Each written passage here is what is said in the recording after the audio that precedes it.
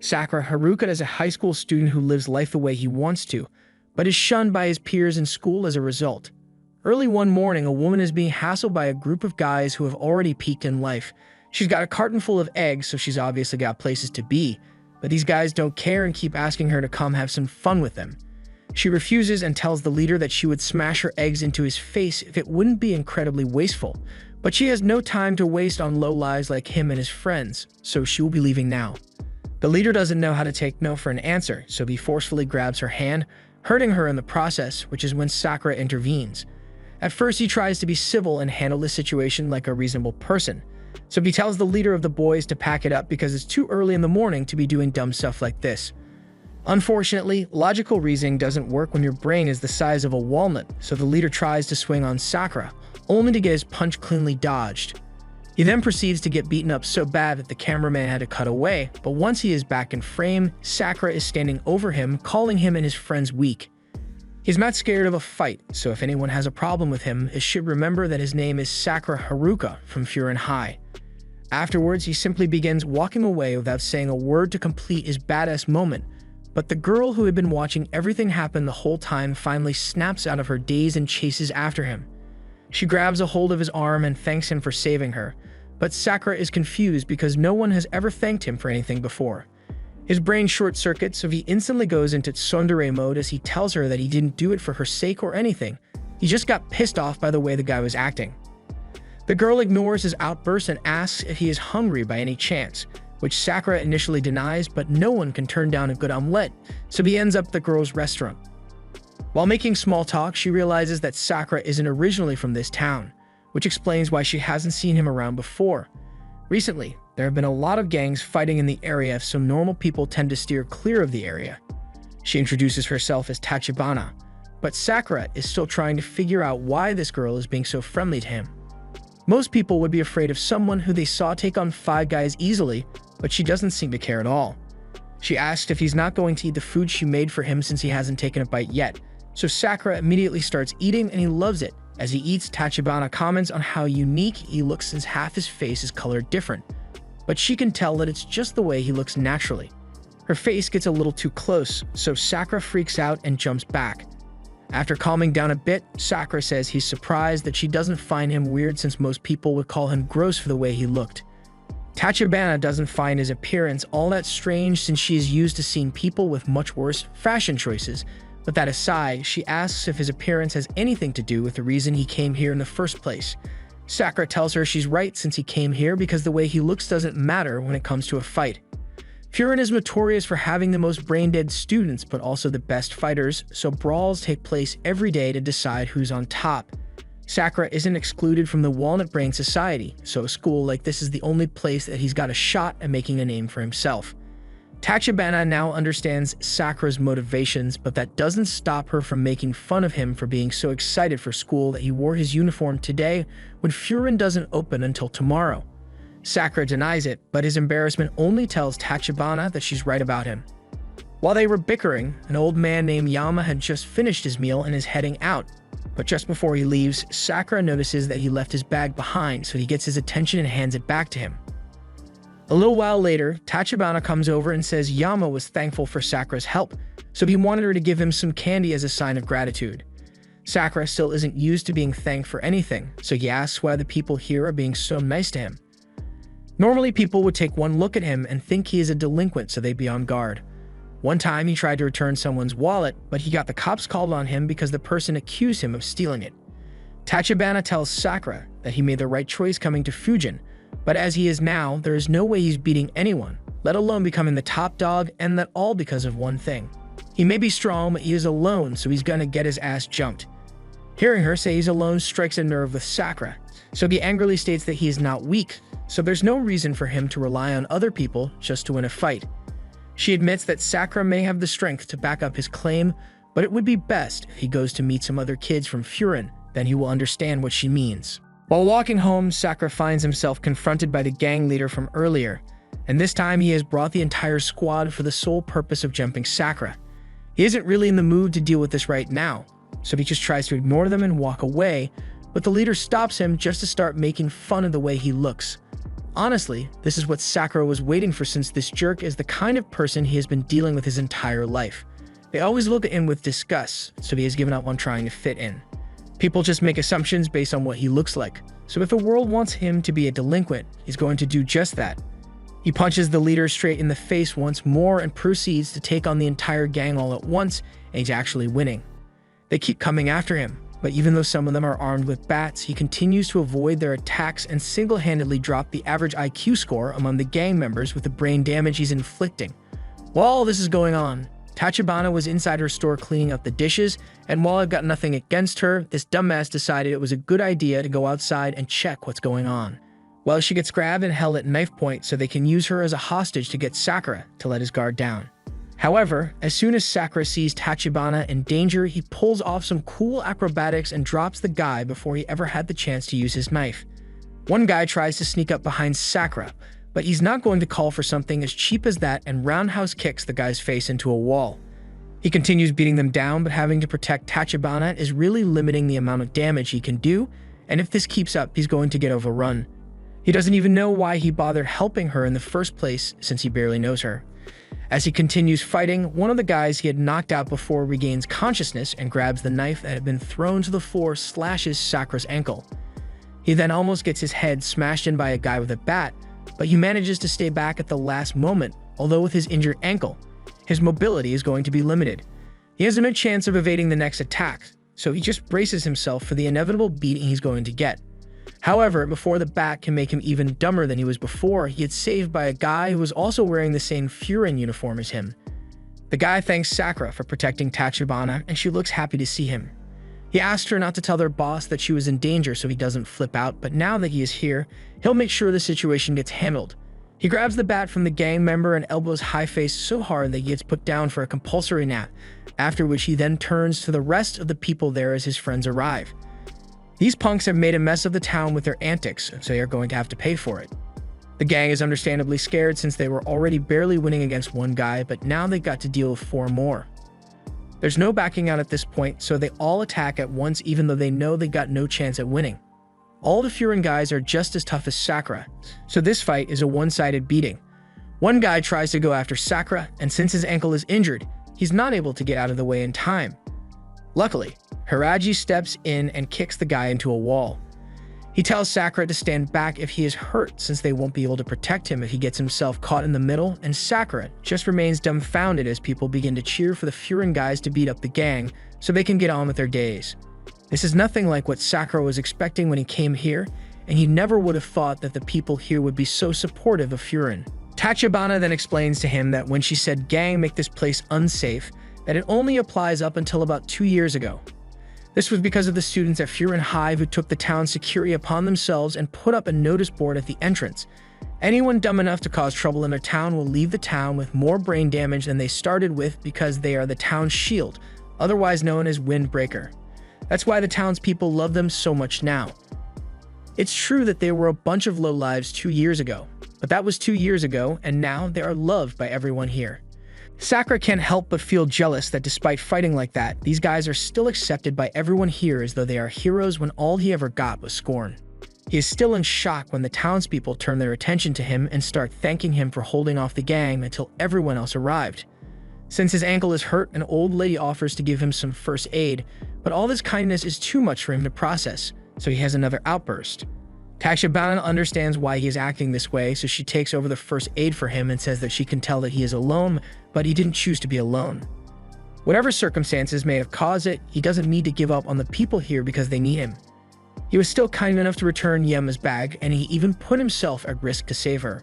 So if he is willing to look towards them, then they won't turn their backs on him. Sakura doesn't know how to respond, so instead he takes off running towards the crowd and proceeds to jump 10 feet into the air. He transitions into a drop kick aimed at the gang leader who is trying to sneak up on Hiraji, and while he's not sure how he feels about this whole playing hero thing, but if people will accept him the way he is, then he will fight to defend the town. The next day, Sakura arrives at the diner, but he's got a foul look on his face because he was coaxed into giving a piggyback ride to a granny.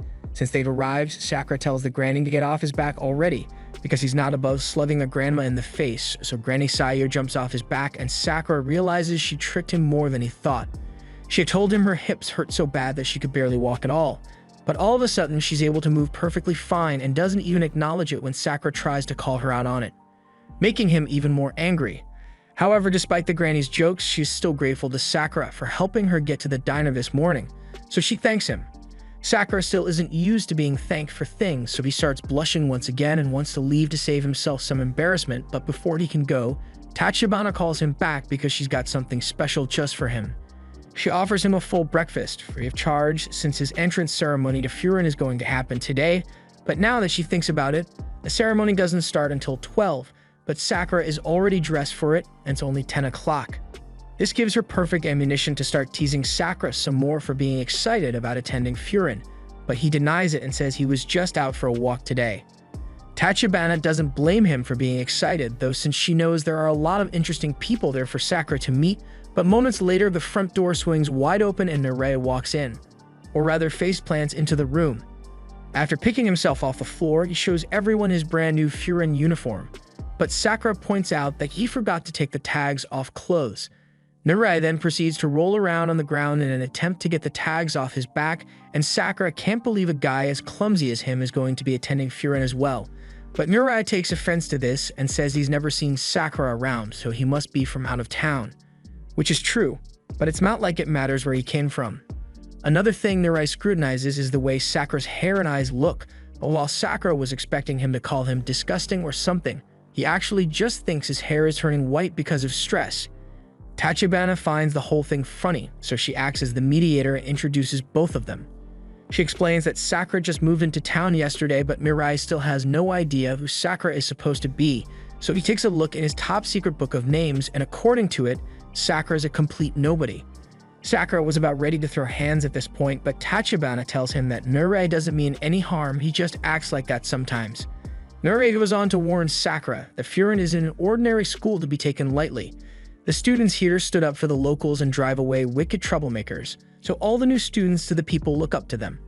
With that being said, it makes no sense to him why Sakura, who has no ties to this town whatsoever, would want to come to school here. Sakura answers that he's here to take the top spot at Furin Academy. He thinks it's cool that they are protecting the town, and he knows there are a bunch of strong guys there as well, so he would be satisfied if he knew he was the strongest among them. Nareya thinks he shouldn't set goals for himself that he won't be able to achieve, because if he does, then the stress will make him go bald. Sakura has had enough of Nareya's antics, so he tells him to get ready because they're about to throw hands. Nareya doesn't like the sound of that, so he makes an excuse about it being late, so he has to leave now. Later, as Sakura leaves, he is pondering what Tachibana had told him when his path gets blocked by a surprise tray of baked goods. The baker offers them to him for free, but Sakura is confused as to why he is getting such an offer for no reason. They say it's their way of giving back to the Furin kids since they are always so helpful, and they want Sakura to have the bread because he was single-handedly holding off the troublemakers the day before, so it's the least they could do. Sakura once again can't handle being thanked for anything, so he tries to decline by saying he's not hungry, but the bakers are insistent and give him the bread anyway so he can eat it for lunch today. And they weren't the only ones to offer Sakura free stuff. After all the thanks the townspeople gave him, it looks like Sakura just did a week worth of shopping. It still isn't clicking in Sakura's brain that some people are just nice when you help them out, so he thinks this town must really be messed up. But then again, maybe he was just assuming that they would never treat him like a member of the community. He thinks about it for a moment, but then he gets startled by a girl calling out to him from behind because she needs his help. In a dark alleyway, we see Nareya getting the shit kicked out of him by a group of hoodlums, and they say it's because Nareya interrupted them while they were trying to raise up that girl that we saw ask Sakura for help. The situation is pretty similar to what happened with Sakura the day before, but the only difference is that Nareya interfered knowing damn well that he can't handle a one-on-one, let alone a 1-5 fight. The leader of the guys calls Nareya pathetic for losing a fight so easily, but he's going to leave now since there's nothing more for him to gain by being here. But Nareya won't let him go for some reason and grabs into his shirt. The guy thinks this is just sad now since Nareya has no shot at taking him down. But if he keeps being annoying like this, he's going to have to take this fight seriously and beat Nareya to a pulp. Nareya refuses to give up and begins reciting the Furin school motto to purge all evil as if he thinks it will give him a power-up. But we all know power-ups only come from flashbacks if the bully is about to knock him out so he can't pester them anymore. However, before the hammer fist comes down on Nareya's head, he is saved by Sakura, who comes flying in with a kick to the face. Narei doesn't understand why Sakura would come here to save him despite them barely knowing each other. But Sakura isn't here because he wants to save him, he just really hates people who enjoy picking on the weak in large groups, so he's going to take care of them. Narei tries to warn him not to get involved since he can't possibly take on 5 guys at once, but moments later the 5 guys are all laid out on the ground and Sakura is still standing. Narei is amazed by the strength Sakura possesses and thanks him for saving him just now, but he apologizes because Sakura must be disappointed in him. Sakura has no real feelings on the matter, but he tells Narei to know what he is capable of handling before he gets himself into fights out of nowhere. Narei gives his backstory of how he used to get bullied a lot in middle school, but then one day he was saved by someone from Furin. Normally, he would only ever be afraid of someone like that, but in that moment, he thought the guy looked really cool. He wanted to be just like that guy, which is why he came to Furin, but he is still such a loser. Sakura thinks about it for a moment and realizes that he may have judged Narei a little too harshly at first.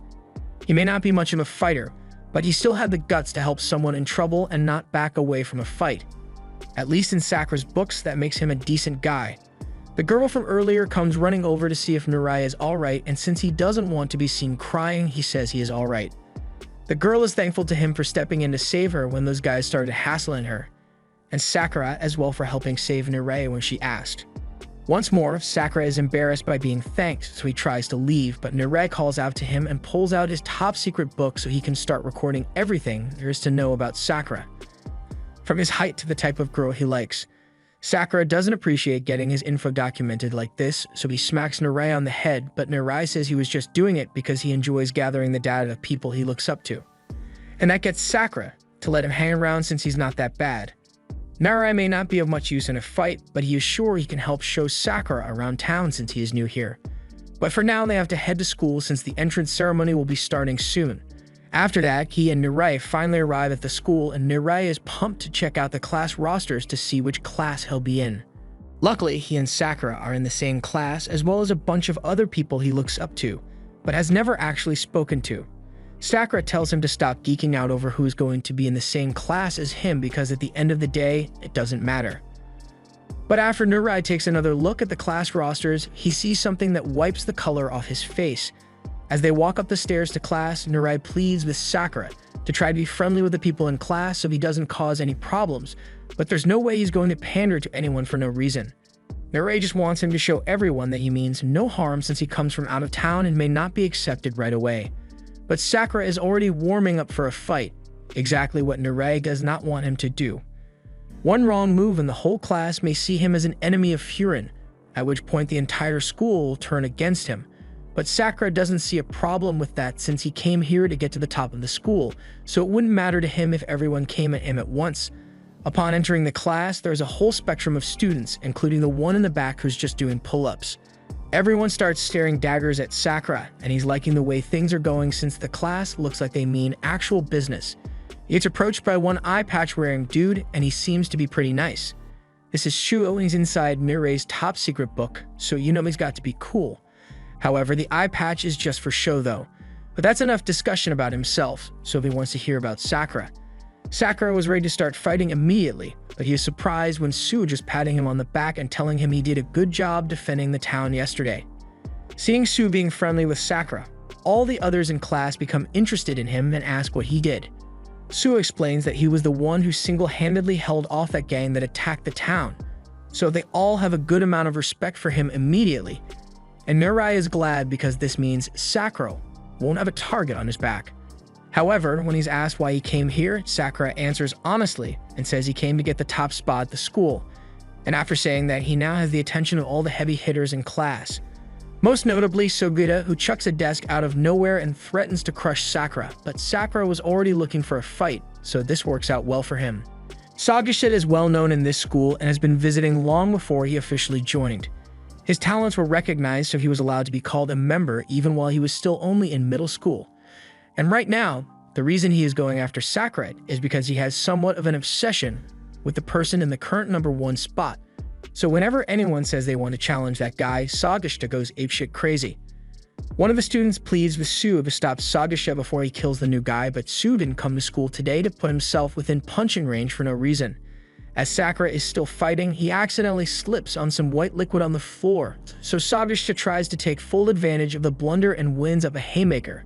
However, his punch catches nothing but air as Sakura has already recovered and leans back into a backflip kick across Sabeshita's face. It looks like Sakura is really enjoying the fight, but if Sabeshita is really just acting out of loyalty to someone else, then Sakura doesn't believe he will ever be able to beat him. The fight was just about to continue, but then the speaker went off and a voice addresses all the new Furin students rather loudly. Sakura finds it annoying that a perfectly good fight got interrupted, so he wants to keep it going. However, everyone in the class seems to have their attention glued to the speaker, and Sakura finds out why in a moment. The person introduces himself as Hajime Umemiya, the current top dog of Furin Academy, so Sakura is excited that he finally gets to hear from him. However, Umemiya seems to be a lot more clumsy with his words than Sakura expected because he flat out forgets the whole speech he was meant to give. Instead, he just goes on a tangent about how it would be nice to go to the beach and eat some shaved ice, and despite how awkward it is to listen to this, no one can say anything about it because they'll have to deal with Sabeshita.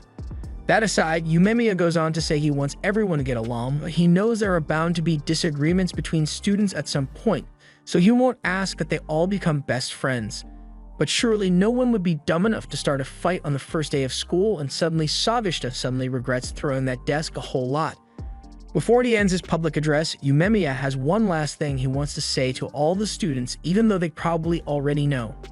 It is their job to protect the town. The people there trust them to be their shield, so they must live up to their expectations and guard them with everything they have. Sakura is surprised that someone could command so much respect without even being in the room to begin with.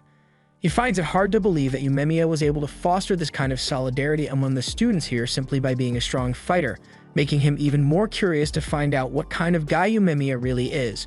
Now that the fighting has stopped, Sue slides in and asks if Sakura and Sabeshita are ready to make up yet, but Sakura sees no reason why he should forgive Sabeshita since they haven't settled the score yet, plus Sabeshita was the one who attacked him first to begin with. To mediate, Shuo makes valid arguments that Sakura shouldn't go around holding grudges if he actually wants to make it to the top, and Sabeshita shouldn't have gone and started a fight out of nowhere when he knows Umemiya would not have liked that. So after listening to Suo's logic, Sabeshita stretches his hand out to Sakura for a handshake, and Sakura does the same. Although, that doesn't mean they are friends all of a sudden. As soon as the handshake is done, Sakura gets swarmed by his new classmates, who all want to congratulate him on how amazing he was for being able to land a solid hit on Sabeshita. As Sakura was messing around with his classmates, a guy suddenly bursts in and tells everyone that it's time to head out. Sakura doesn't know what he means by that, and he is even more confused when he ends up having to paint a wall. 30 minutes earlier, after that guy called them all out to the courtyard, Sakura was pissed that he had to leave the classroom right after he got there, but the guy doesn't want to hear it since if they end up being late, then he is going to get yelled at as well. They look over to the edge of the courtyard and spot Haraji yelling at a bunch of students for taking too long to get down here. Sakura recognizes him from the fight yesterday, and Mirai is shocked he actually knows Haraji, so Sakura explains that he has met him when he saved Kotoha from that gang. But as soon as Haraji hears this, he comes racing over and grabs Sakura's face, driving him away to talk in private. Haraji doesn't want Sakura telling anyone that Kotoha was in danger here today, because if Umemiya finds out that Kotoha was in danger, there's going to be hell to pay. And as he says this, he reaches into his jacket pocket, which puts Sakura on edge, but he was just pulling out stomach medicine because he can't handle all the stress dealing with Umemiya causes. Haraji walks away after that, leaving Sakura incredibly confused, and as soon as he returns to Mirai, he is bombarded by questions about what Haraji is like. The only thing Sakura can say about him is that he is pretty weird, which Mirai immediately jots down in his top secret book. Sakura doesn't understand why he cares so much about getting info on Haraji, so Mirai explains that Haraji is one of the 4 Heavenly Kings of Furin Academy under Umemiya, and each Heavenly King has their appointed captains for each class. After explaining how they will be grouped up, Haraji tells them that they are moving out so they should follow him. Sakura still doesn't know what they are even meant to be doing, so he is finally informed that they are going on patrol. Sakura doesn't really have a problem with going on patrol, but he does have a problem with having to do it with Sabeshita. Haraji didn't really want to have to deal with them, but Umemiya asked that he keep an eye on them so they don't start fighting again. Sakura complains that he wasn't the one who started the fight, but Haraji doesn't care at all. After Sakura has calmed down, he asks why they say they are on patrol when this seems a lot like they are just strolling through town. If they are meant to be protecting the town, then Sakura thinks it would be more efficient to go around and look for people who are causing trouble so they can beat them up. Hiraji calls Sakura an idiot for thinking something like that would be effective at reducing crime because that's just raiding. And walking around has its purpose because people knowing that the Furin students are around will keep the smaller groups of troublemakers away. Just then, Hiraji notices an old lady climbing on a rickety old ladder, so he steps in to keep her from breaking her hip, and all of a sudden, the entire group is helping repaint the storefront. Sakura doesn't understand how he ended up doing this, but it's all part of being a member of Furin. Once they are all done painting the walls, they receive many thanks, as well as some delicious snacks for the road. As they leave, Hiraji addresses what Sakura has said earlier about thinking what they were doing is boring, and Hiraji can understand why he thinks that way since he was the same before, but now he has come to learn that being needed can be pretty fun as well. After walking for a while, they end up in an alleyway which gives off a different vibe. It has a dog drawn over it, which Sakura thinks is ugly, but Mirai cautions him not to say things like that so close to the border because they don't know where those guys may be hanging around. This is the territorial border between Bafurin and another group, so they can't cause trouble on the other side of that overpass. Over there, Bafurin's rules mean nothing because they have no jurisdiction. The group is called Shishitoran, and they believe only in absolute power. Mirai said all this with the intent of stopping Sakura from causing trouble, but he only managed to get him more interested. Just then, they notice one of the Furin students being chased down by a couple of people from Shishitoran, but he's on their side of the track, so Hiraji can't get involved. The guy was about to get caught before he could cross back over to Furin territory, but Sakura and Sugishita don't really care about rules, so they both jump in and knock out one of the Shishitoran people. Naraya thinks this is going to cause trouble since they struck Shishitoran students on their turf, but Sakura believes it's only fair that they fight back since Shishitoran clearly attacked one of their own first.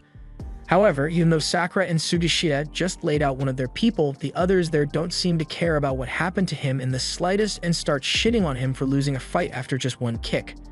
Just then, someone approaches from behind, and the two Sugishita students immediately have shivers sent down their spines because they know exactly who this is: Joe Togame. He is the second in command at Shishitoran, and he came over here because he heard a commotion, but he is surprised to see one of his people knocked down on the ground, so Hiraji steps up and informs him that the unconscious guy was chasing after one of Furin's people, so they stepped in and stopped what was going on. Once Togame grasps that what happened here was the work of Sugishita and Sakura, his reaction gets Sakura excited since he believes he might get a good fight from this guy, but soon after, the unconscious guy wakes up and begins yelling at Sakura for breaking the rules and interfering in the business of the Shishitoran group. However, as he was going on with his rant, Togame clocks him over the head with a bottle, making him go unconscious again. If there's one thing Togame hates, it's weak losers, and especially those who try to hide behind rules and order, so he starts beating the guy up because he doesn't belong in Shishitoran anymore. It gets so bad that Hiraji has to stop Togame and ask if he is really on the same team as the guy he is beating up. Togame pauses the beating for a second just to say that the guy isn't his teammate anymore. He just lost a ranked match and got demoted to Silver 2, so he is no longer welcome as a member of Shishitoran, which is why Togame is revoking his cool jacket. After listening to everything Togame has to say, Sakura has heard enough and now thinks he is really lame. He beats up the weak so he can call himself strong, so Togame is a huge letdown.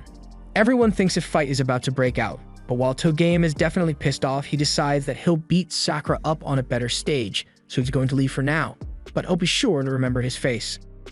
After that is over, Narai starts screaming because Sakura and Sugishita may have just done something that will lead to an all-out war against the Shishitoran people.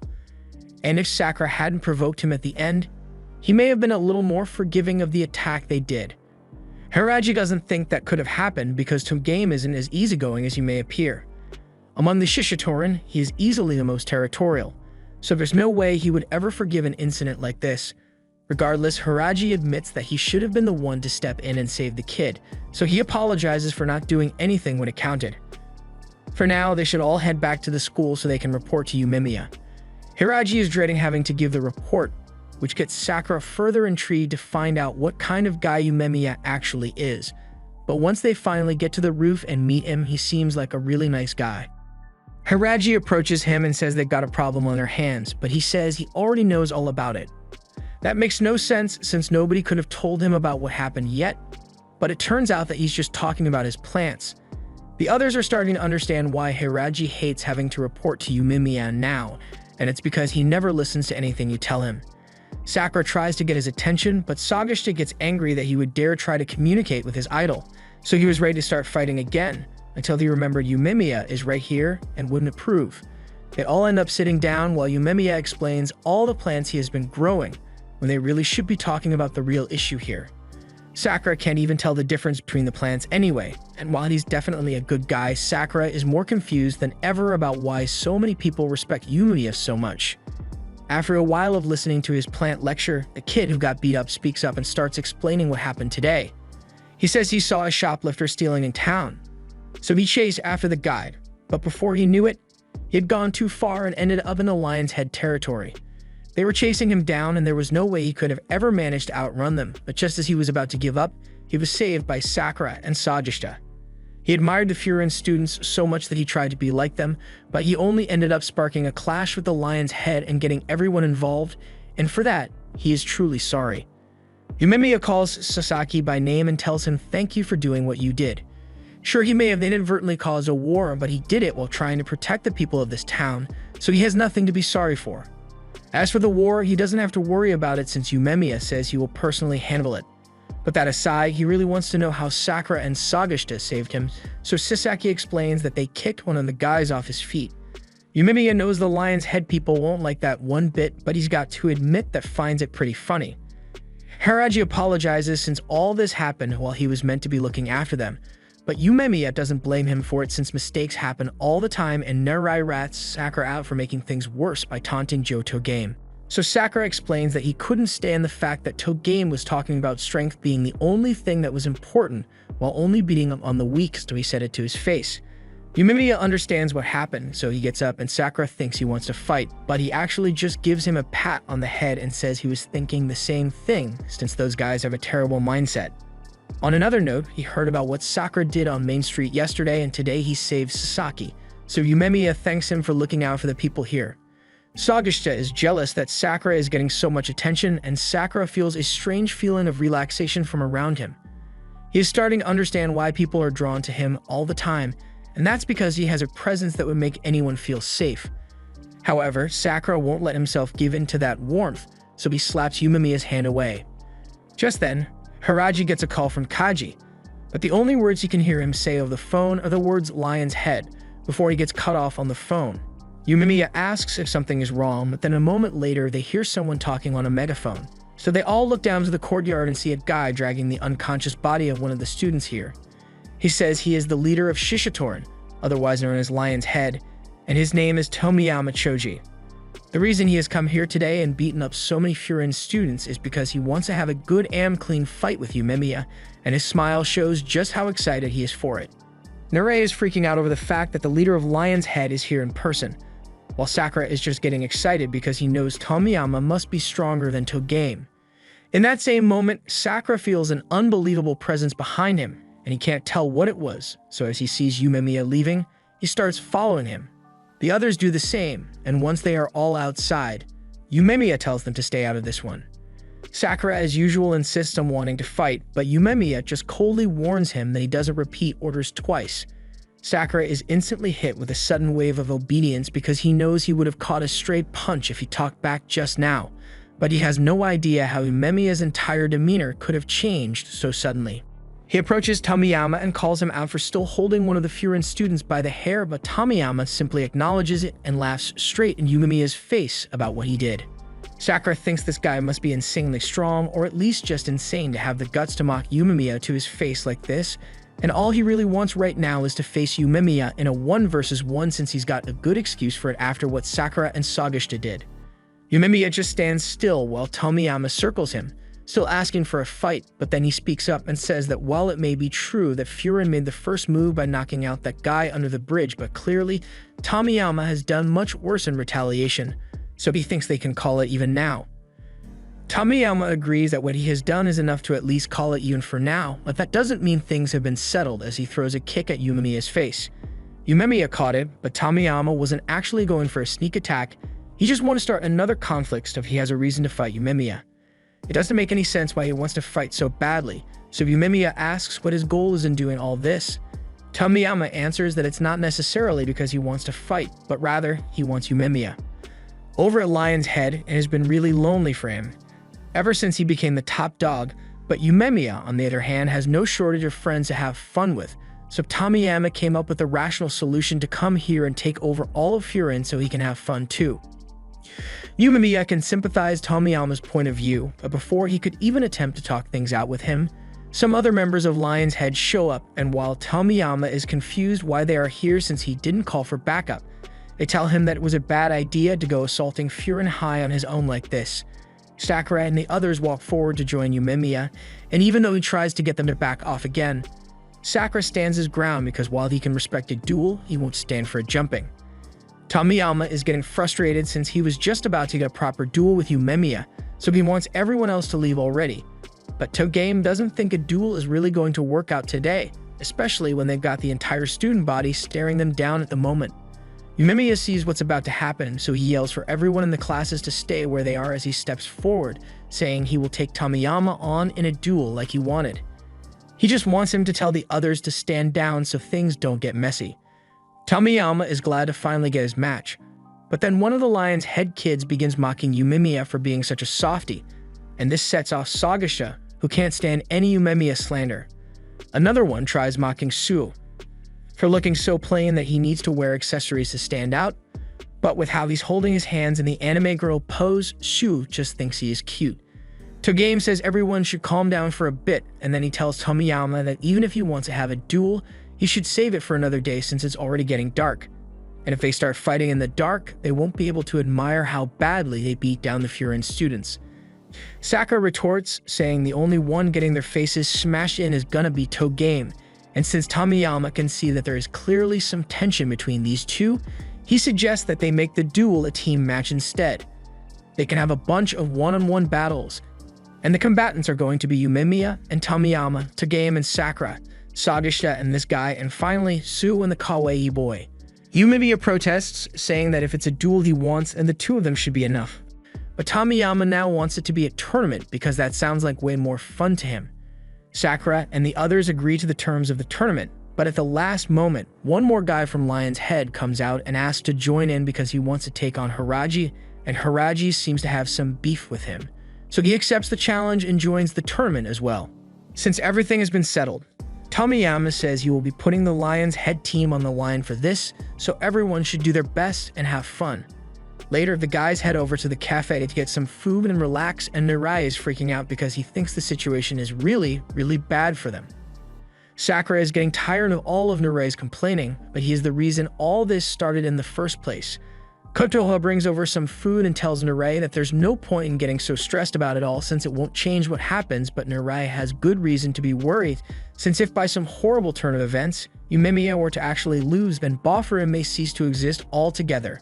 Konoha still maintains her point that worrying about things won't change anything either way, but you should know better than anyone that these guys aren't so weak that they would lose to Lion's Head so easily. Sakura scarfs down his food insanely fast, and once he is done eating, he asks if he can leave for the day.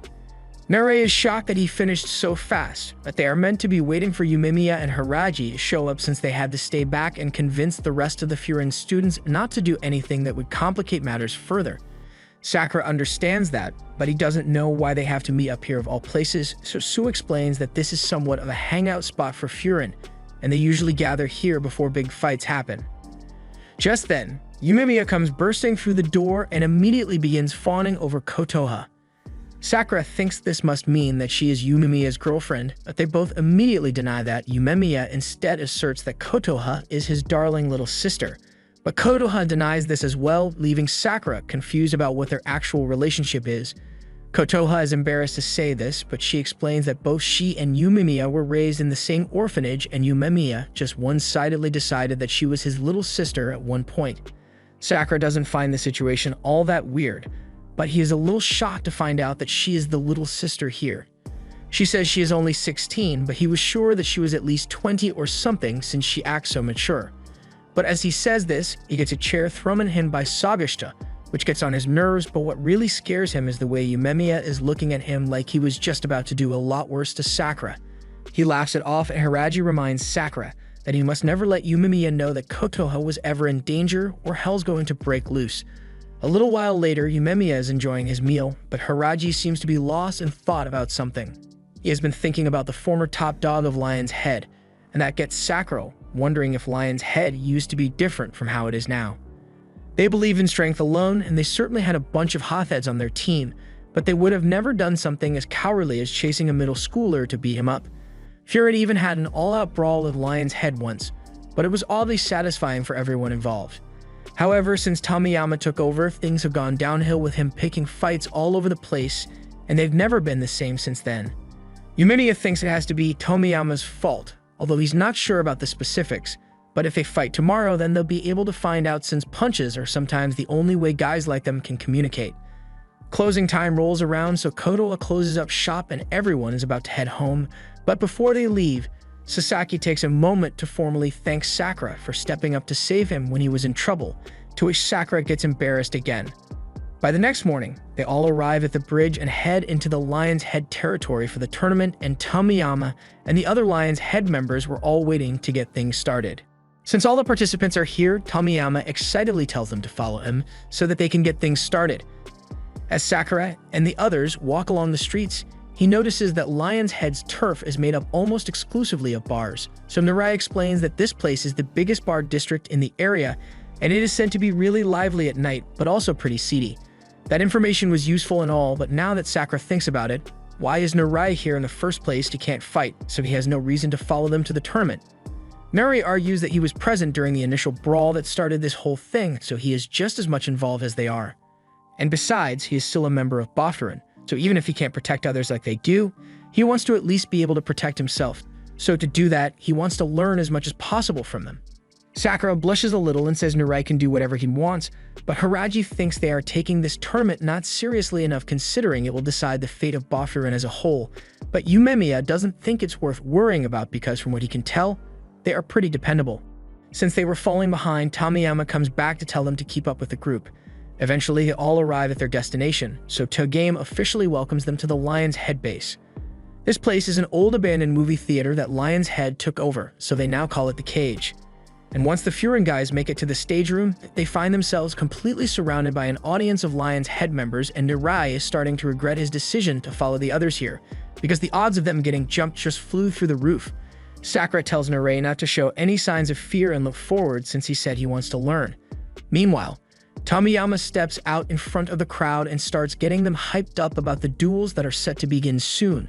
And while he does that, Yumemiya talks to the guys and tells them that this may have turned into a whole tournament, but the main event is still going to be the fight between Yumemiya and Tomiyama, so the rest of their fights won't have much of an effect on the bet that was made, meaning it doesn't matter if they win or lose. However, it matters a lot to Sakura since he doesn't plan on losing to anyone here, and neither do the rest of them. Yumemiya is glad to have such dependable friends to support him, but as he turns to face the stage, Tomiyama is calling out to him so they can start fighting immediately. However, Togame interrupts and says they can't start the tournament with the bosses of each group since that is just poor entertainment planning. So instead, this guy asks if he can go first since Sagisha has been staring at him with rage in his eyes for a while now, and it's starting to really piss him off. On Sagisha's end, Yumemiya tells him that he's fine with him fighting in the first rounds, so he turns around to follow the guy onto the stage. But before he walks out, Sakura gets his attention and tells him that they still got their own score to settle with a rematch. But Sakura would never want to fight someone who would lose to these losers, so basically he is telling Sagisha to try his best to win. Sagisha doesn't respond and just turns away instead without saying a word.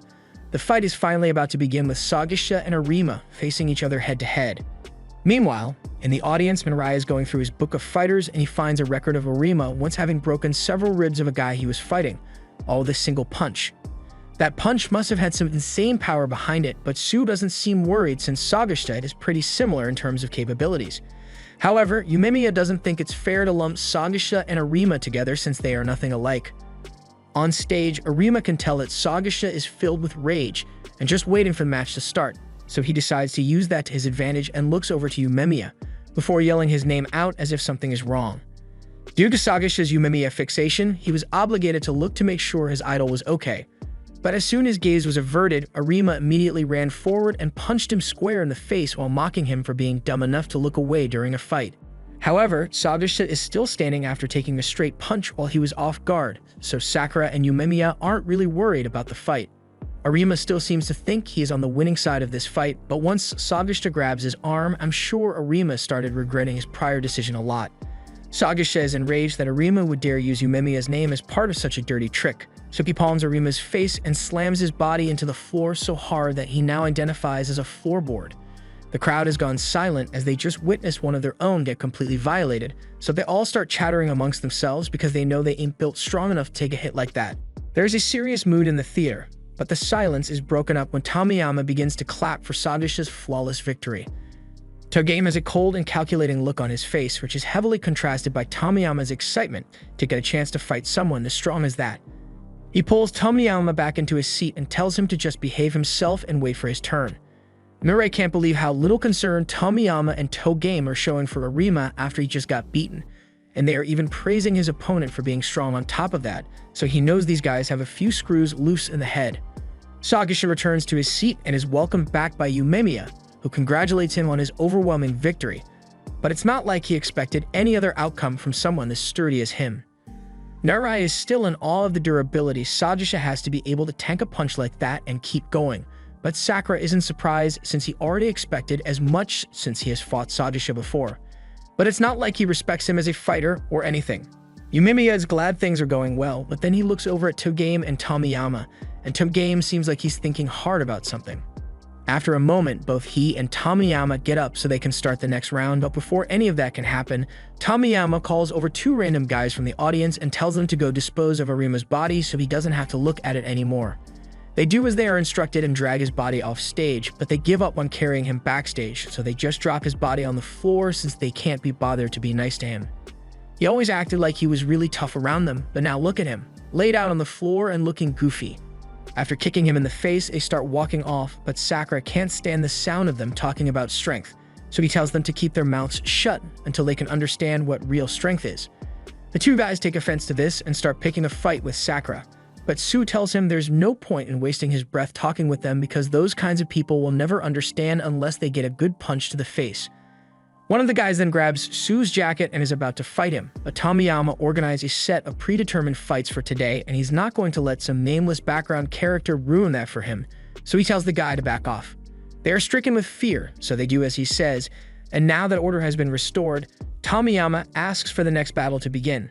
Sakura wants to go next, but Sue tells him that it would make more sense for him to go next with the current order of things, so he calls over to Kanuma so they can begin their fight.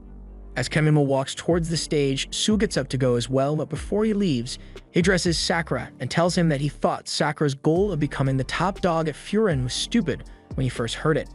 Sakura thinks he's trying to start a fight with him, but Sue goes on to state that he has changed his mind after he saw that Sakura's words had genuine motivation behind them, so now he thinks Sakura is pretty cool.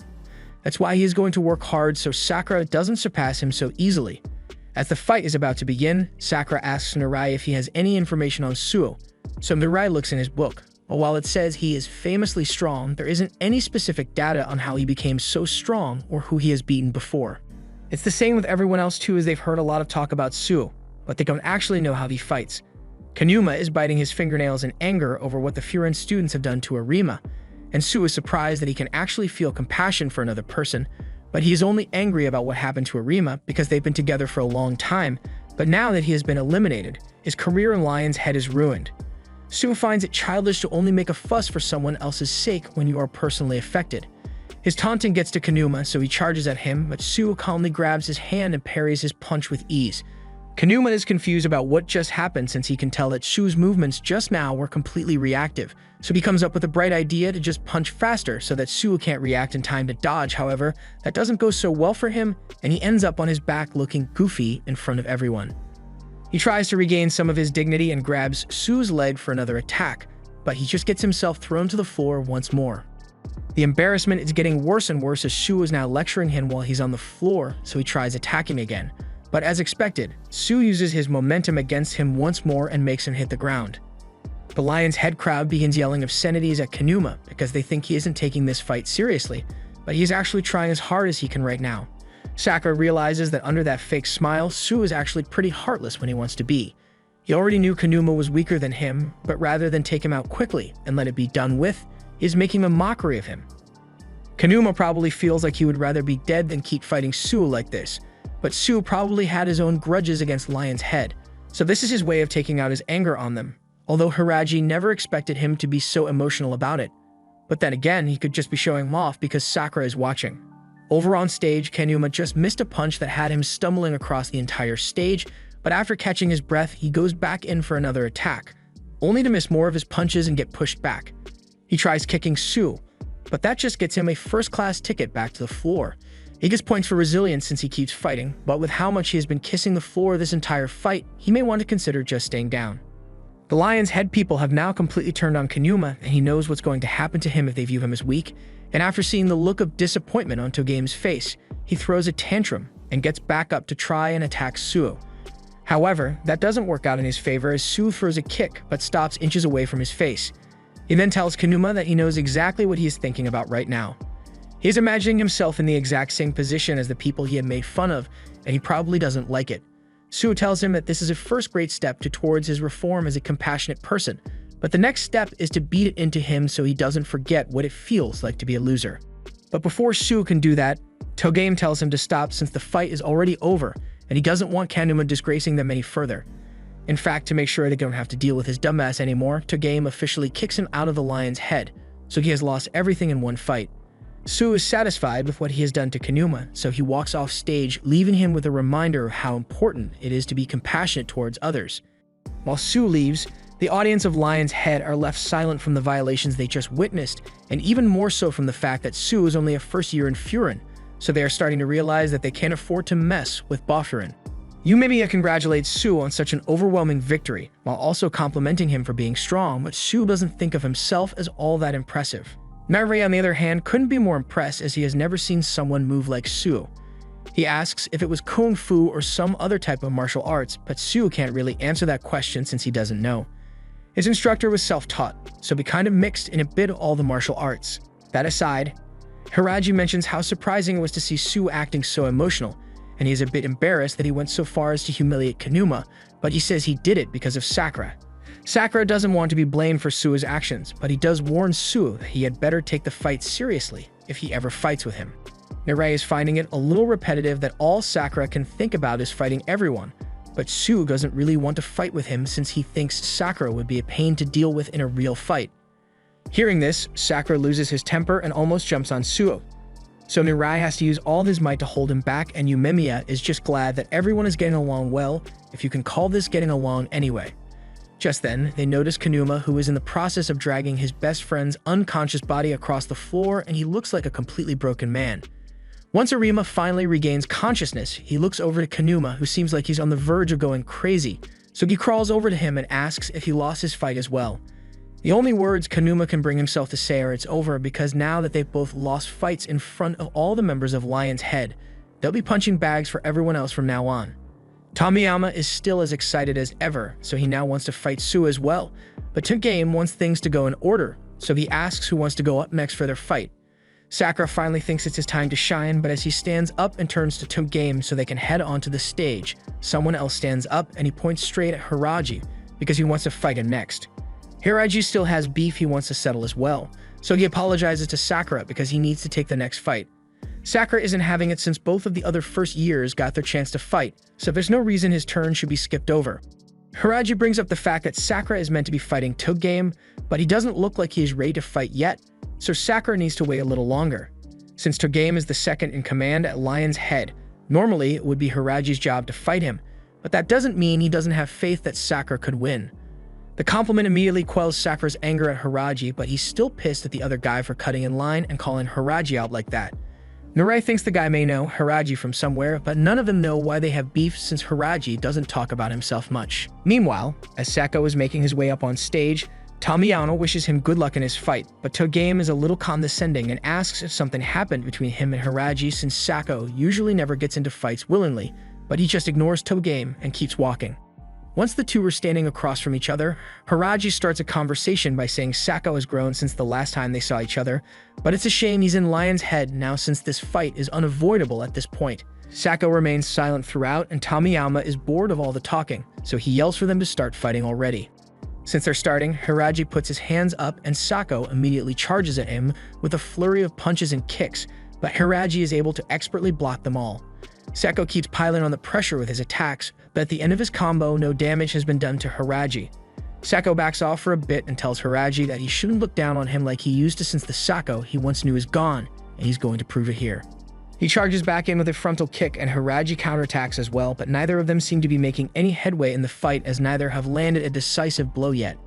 Then, in the middle of one kick, Sako grabs his own leg and redirects the kick, narrowly missing Hiraji's face, and Hiraji is really impressed. Narai is panicking because Hiraji is on the defensive and Lion's Head is really rooting for Sako to take down Hiraji. Even Togame is amazed by how good Sako's fighting skills are, but Tomiyama doesn't think it is all that strange since he personally appointed Sako as one of his 5 fingers. Togame has to admit that while he may not understand Sako as a person, he has fought the most out of everyone here and even nearly burnt himself out when he first joined Lion's Head. Back to the stage, Sako is still dodging Hiraji's attacks, but he's taking the time to call them out for lacking any flair in his attack pattern and solely relying on raw strength. According to Sako, Hiraji hasn't changed one bit, but Hiraji can tell that Sako has changed quite a bit, especially with how talkative he is being right now. He remembers Sako never speaking a word the whole time he was teaching him how to fight, but Hiraji bringing up the past annoys Sako and makes him charge at Hiraji one more time, but now he has sped up quite a bit. So much so that he manages to catch Hiraji off guard and knock him back with a kick to the face.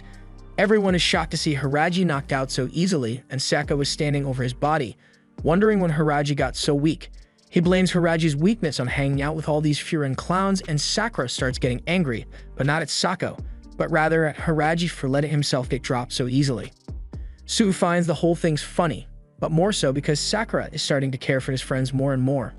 Sakura gets embarrassed by Sue's assessment and says he was just pissed because Sako was making fun of them, but Yumemiya then speaks up and tells them all to calm down because it's not over yet.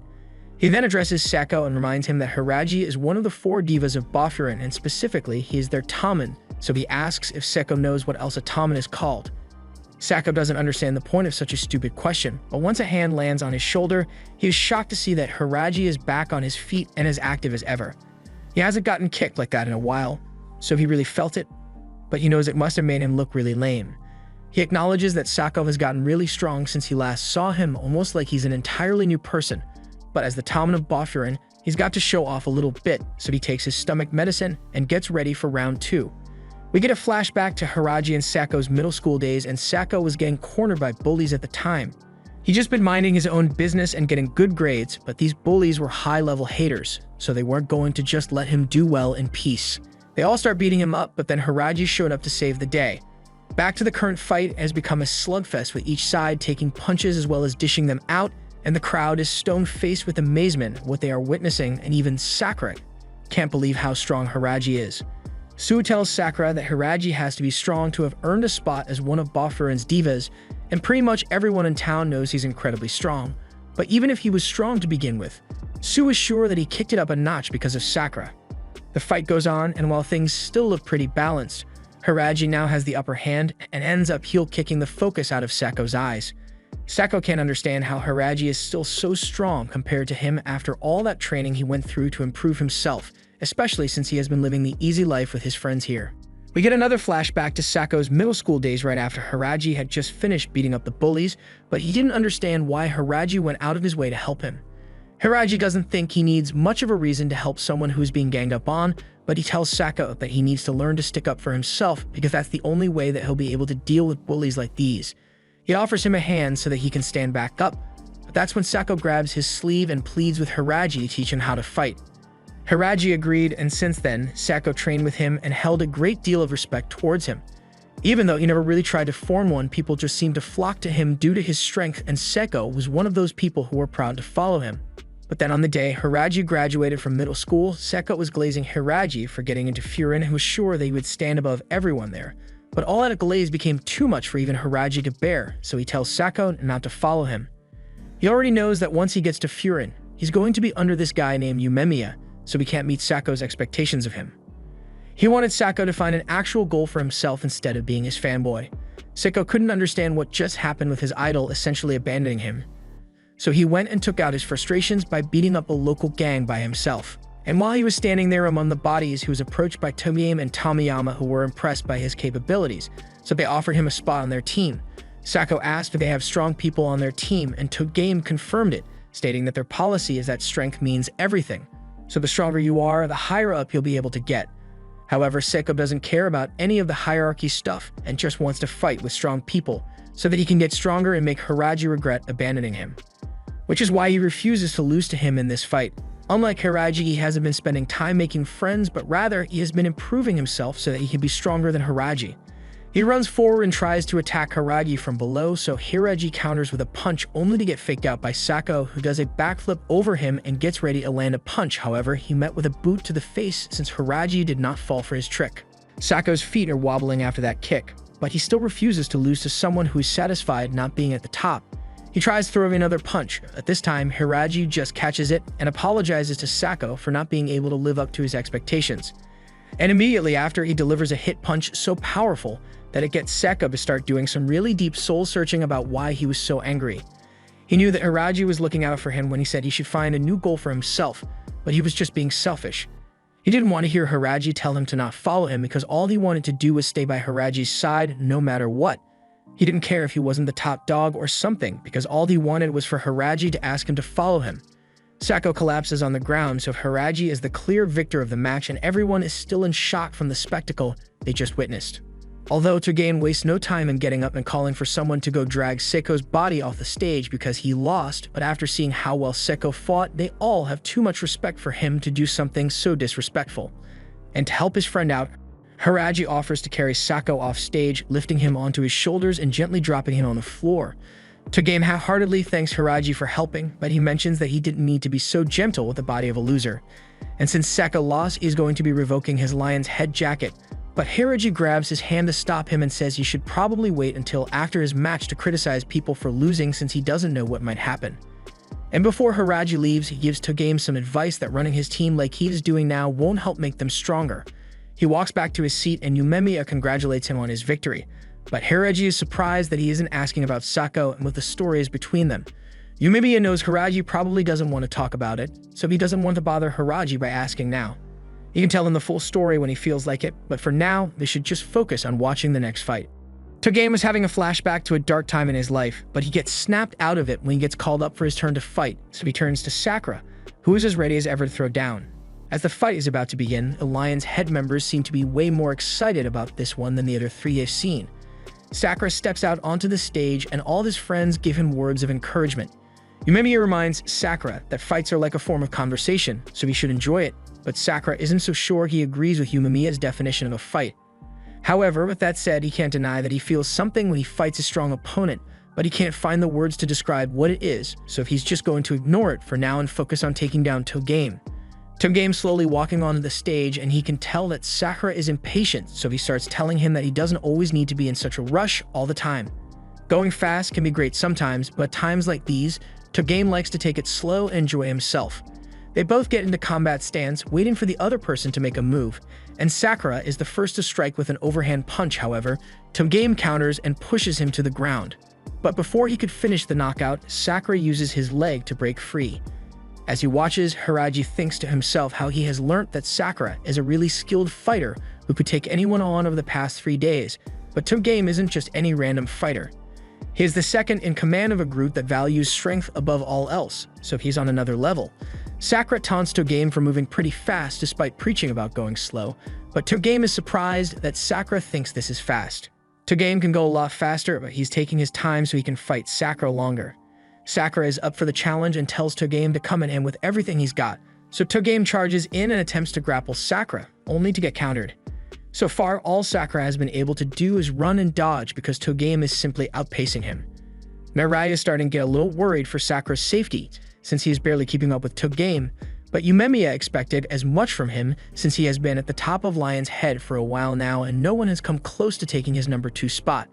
That means Togame is on a totally different level, but Yumemiya is still confident that Sakura will find a way to come out on top. Togame is incredibly fast, but little by little, Sakura is getting used to his speed until finally he is able to dodge Togame and land a kick on the back of his head. However, that doesn't stop him as he pushes himself back up and praises Sakura for finally getting on his level. Right before he grabs Sakura's leg and slams him to the floor, he was able to stomp him out with the lethal wooden slippers, but Sakura rolls out of the way in time. Togame takes some time to tell Sakura that the way he talks pisses him off, and after he starts trying to stomp him out again. Sakura attempts to counter him by grabbing his legs, but Togame counters his counter and slams his face into the ground. Lion's Head is ecstatic that their leader is beating up Sakura, and when Togame goes to continue the fight with Sakura, he finds that Sakura is already out cold, so he's a little disappointed. He calls Sakura lame for acting all self-righteous earlier when he doesn't have the strength to back it up. He goes on to say that Sakura probably just has confidence because he is surrounded by strong people, but when he's by himself, he can't do a single thing. Sakura wakes up because he can't stand listening to Togame anymore, but as he throws a punch at him, Togame easily dodges it. However, that wasn't the main attack, as Sakura then grabs his arm and twists it to get himself free. Once he's back on his feet, he charges at Togame again, and this time he is quick enough to catch Togame with a double kick to the face. He admits that he may be surrounded by good people now, but Togame thinks that Sakura only got this far by hiding in a friend group. All while he was shunned and rejected his whole life, then Sakura believes there's no way Togame will ever beat him. Sakura attacks again, and he now has Togame on the ropes trying to keep up with him. No one can believe how much better Sakura has gotten in such a short time to be able to push Togame back like this, and he keeps piling on the pressure. Sakura yells that if he wins this fight, then Togame will have to admit that Lion's Head's philosophy of only strength mattering is stupid. Sakura then kicks Togame straight across the face and sends him stumbling back. But that last statement Sakura made about Lion's Head's philosophy being stupid pissed Togame off to a whole new degree, so he regains his footing and proceeds to evict the soul right out of Sakura's body with a kick he delivers to his chest. Sakura is gasping for air on the ground while Togame walks up to him and says he knows nothing of what Lion's Head is about. Their philosophy is there to make everyone aim for new heights in strength. Meanwhile, Sakura is just here playing his hero game. Sakura's face gets smashed into the floor and doesn't look like he'll be getting up this time, so the Lion's Head members begin cheering for their captain. Nurei is really worried for Sakura's safety, but Sue doesn't think Sakura is out for the count just yet. Sakura raises his head from the floor, telling Togame that his philosophy may sound nice when he says it out loud, but in practice, it's nothing more than bullying one another for no reason. Togame doesn't want to listen to Sakura's yelling anymore, so he raises his leg to make sure he knocks him out with the next stomp. But Sakura goes on about how there is nothing honorable about beating people who have already lost the fight up, or chasing down middle schoolers to beat them up. Togame's foot comes down, but he didn't hit Sakura because he just realized something. He has no idea about what happened that day, but it all makes sense now since he figured that Furin would never cause trouble for no reason. He walks off stage to confront the two that were there on the day of the incident and asks them to explain exactly what they were doing before he got there. They admit that they did see the middle schoolers, but they try to pass off the bullying as a game they were playing. However, Togame is not dumb and starts beating both of them up for dishonoring the Lion's Head name with their dumbassery. He then strips them of their jackets to make a statement that they are not welcome here anymore, but Tomiyama wants him to finish his fight with Sakura and leave the disciplinary action for later. Togame stays silent, but he does as Tomiyama wants and returns to the stage where Sakura has finally managed to get back on his feet, and he apologizes for keeping him waiting, but he's ready to continue the fight now. We get a flashback to a particular festival night when Togame was cornered in a back alley by 4 Lion's Head dudes. Although they were the ones getting their asses beaten since Togame was so far above their level. After taking them out, he saw that a bunch more of them were coming this way, so he's going to have to beat them up as well, but before he sends more of them to the hospital. Tomiyama showed up and was really amazed with how strong Togame was, so while ignoring the bodies of his fallen comrades, he invites Togame to join Lion's Head. At the time, Tomiyama had just recently joined as well, but he was sure that Togame will fit right in with the rest of the people there. He still couldn't wrap his head around why Tomiyama would invite him after he literally beat up a ton of his teammates, but Tomiyama didn't give him any time to think and drag him off to the Lion's Head base. Togame ended up joining, and little by little, he grew to love the Lion's Head group, and it was all because of Tomiyama. Then one day, while nothing in particular was happening, Tomiyama got bored and went looking for Togame to ask him if he knows what it means to believe strength is everything. Togame already knew all about it since it was mentioned on the first day he joined Lion's Head. That doesn't stop Tomiyama from talking about it again. He believes it means never yielding to anyone and making a vow to assert yourself, so strength gives you a ton of freedom. A while after that, some of the older Lion's Head members were talking about how the new recruits are doing an amazing job. Just the other day, Togame and Tomiyama raided a rival gang's base all by themselves, and the two of them completely decimated everyone there.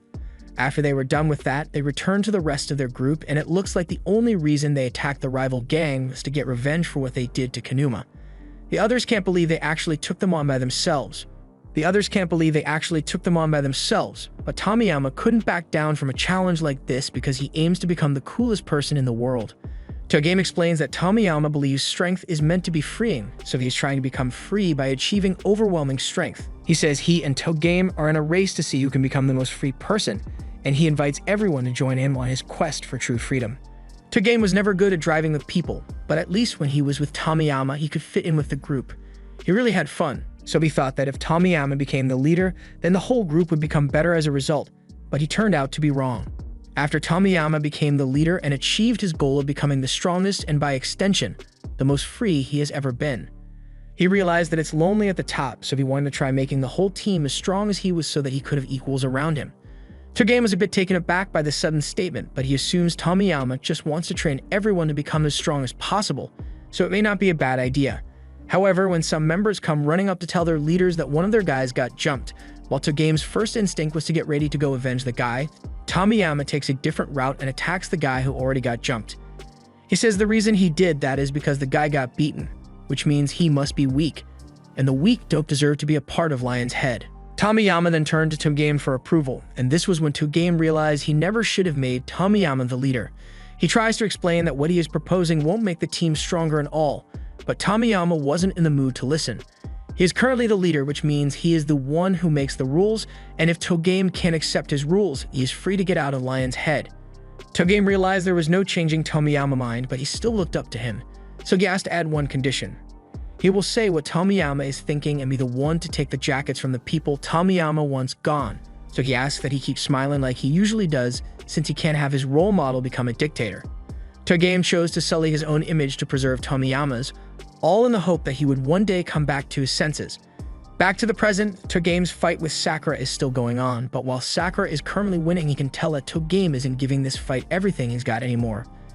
Togame doesn't want to admit it, but he knows he has lost the motivation to keep going, so he wonders what he is even trying to accomplish anymore. Sakura picked this fight with Togame because he believed he knew everything he needed to know about him being a scumbag, yet when he found out that those two were bullying a middle schooler under that bridge, he beat them up over it. So Sakura wants to keep this fight going so he can find out what Togame's real intentions are. He asks Togame directly why he got angry at the actions of Kanuma and the other guy, when the slogan of Lion's Head is that strength means you can do whatever you want. Togame laughs and agrees that Lion's Head is the home of the strong, but that doesn't mean it is the home of scum like them. He has had to take the jackets off of more and more scumbags to try and keep Lion's Head the same as it was before, so when the incident with Boffurin happened, he told Tomiyama because he thought it could be the spark that changes his views on strength. And in doing so, he ended up dragging everyone into such an unnecessary fight, but things have gone too far out of hand for him to stop now. The Lion's Head he sees before him is a shell of the one he once knew, so now when Sakura asks him what he wants to do, he is seriously considering just moving to the mountains. Sakura calls Togame out for daydreaming about stupid stuff and talking about morals when he has done such scummy things already. Sakura admits that Togame is strong, but that doesn't change the fact that the way he acts is totally lame, so Sakura is going to beat him until he realizes his mistake. And once he does that, Togame will finally be cool enough for Sakura to want to fight him. Togame just laughs since Sakura is talking a lot for someone who was getting beat up a few minutes ago, but Sakura doesn't care because no matter how strong his opponent is, he will never back down from them. And he'll never change his mind. After hearing this, Togame is sent into the flashback where he gave in to Tomiyama's deluded understanding of what strength is supposed to be, and he gets so distracted by it that Sakura manages to catch him with a kick to the neck. Togame finally understands where he went wrong, so he is laughing to himself about it and turns around to punch Sakura in the face. That punch hurt, but Sakura is glad to see that Togame is finally taking their fight seriously. Togame has a newfound respect for Sakura, so he takes off his shoes and unties his hair because he wants to face Sakura with every punch of strength he has got, and that's exactly what Sakura likes to hear. Their fight becomes far more intense than it was before, and the crowd is left in stunned silence because despite the sheer brutality being displayed, both Sakura and Togame seem to be smiling. Togame is getting a lot of good hits in on Sakura, but none of them were enough to keep him down, and Sakura is equally dealing a decent amount of damage to him. The other Furin members knew Sakura was a good fighter, but they had no idea he was this good, and while they are all watching in amazement, Tomiyama is blankly staring at how much fun both of them are having with the fight. Sakura admits he thought of Togame as a jackass before, but right now, he's having the most enjoyable fight of his life, and part of the reason it is so fun is because Togame actually respects him as a person. Sakura's punch gets dodged, and Togame connects with a gut punch that has Sakura doing the jaunty walk, but Sakura still looks annoyingly happy regardless. And moreover, his movements are somehow getting smothered despite the damage he is taking, so it's getting him even more excited. Sakura and Togame charge at each other one last time, and they both connect with kicks straight to one another's faces, and that was enough to have them both finally collapse to the ground. After that, both of them are laid out on the ground and trying to catch their breath, but they are still laughing from all the fun they just had.